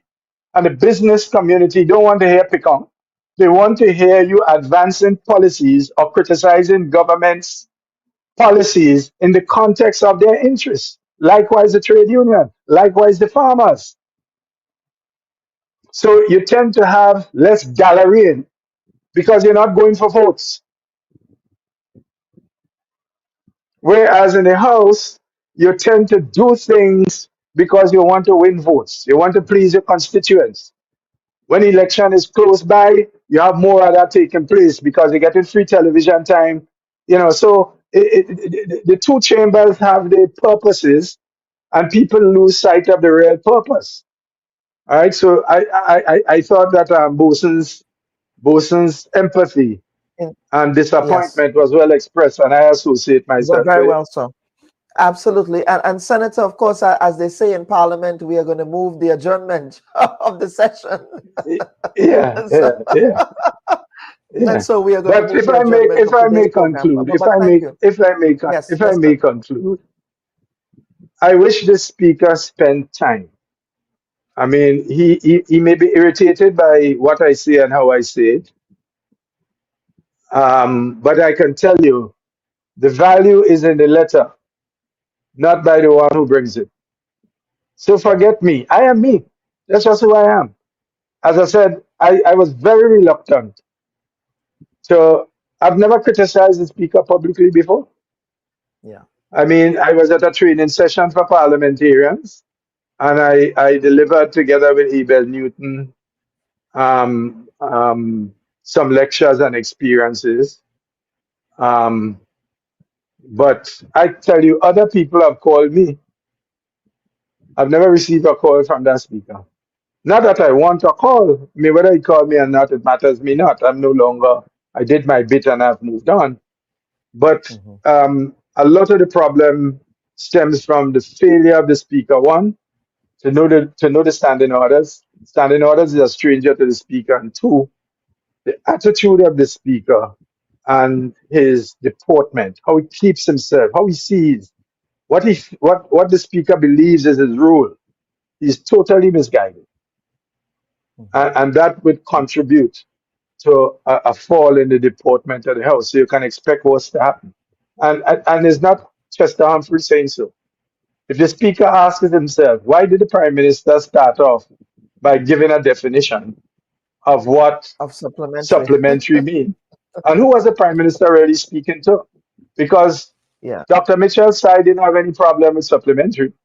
The government side had a problem with the speaker purporting to bring forward a motion, which he's in no position to do. Speaker can't bring forward no motion. Right? It was the government side that corrected the speaker and said, Mr. Speaker, let me go with 40. In other words, telling the speaker, what you're saying there is just a lot of balderdash, it's just a lot of hogwash. There are rules. Rule 40 is what applies.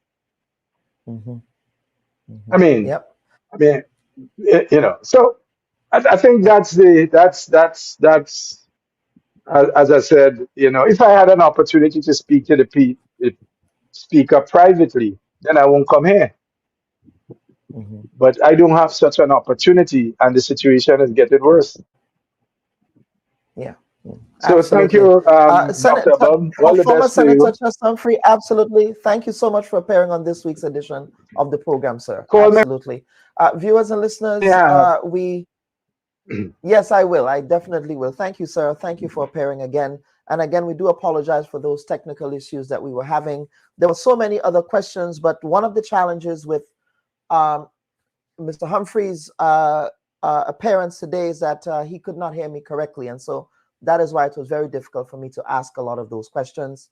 It was not an attempt to abscond from any question, but those were some of the technical challenges that arose there. But again, viewers and listeners, I don't know about you, but I really enjoyed today's program. Please, if you have not shared the program, please do so that others can be armed with the knowledge and educated with the knowledge that our experts, our panel of experts, brought to bear on this week's edition of the Bub Report. It certainly was much more than food for thought, and the deep dive on the supplementary estimates was something that I really learned a lot from our panel of experts about. So again, for those of you who stayed with us, thank you for staying with us. And for those of you who are watching the Bub Report for the first time, we're certainly grateful that you can join us.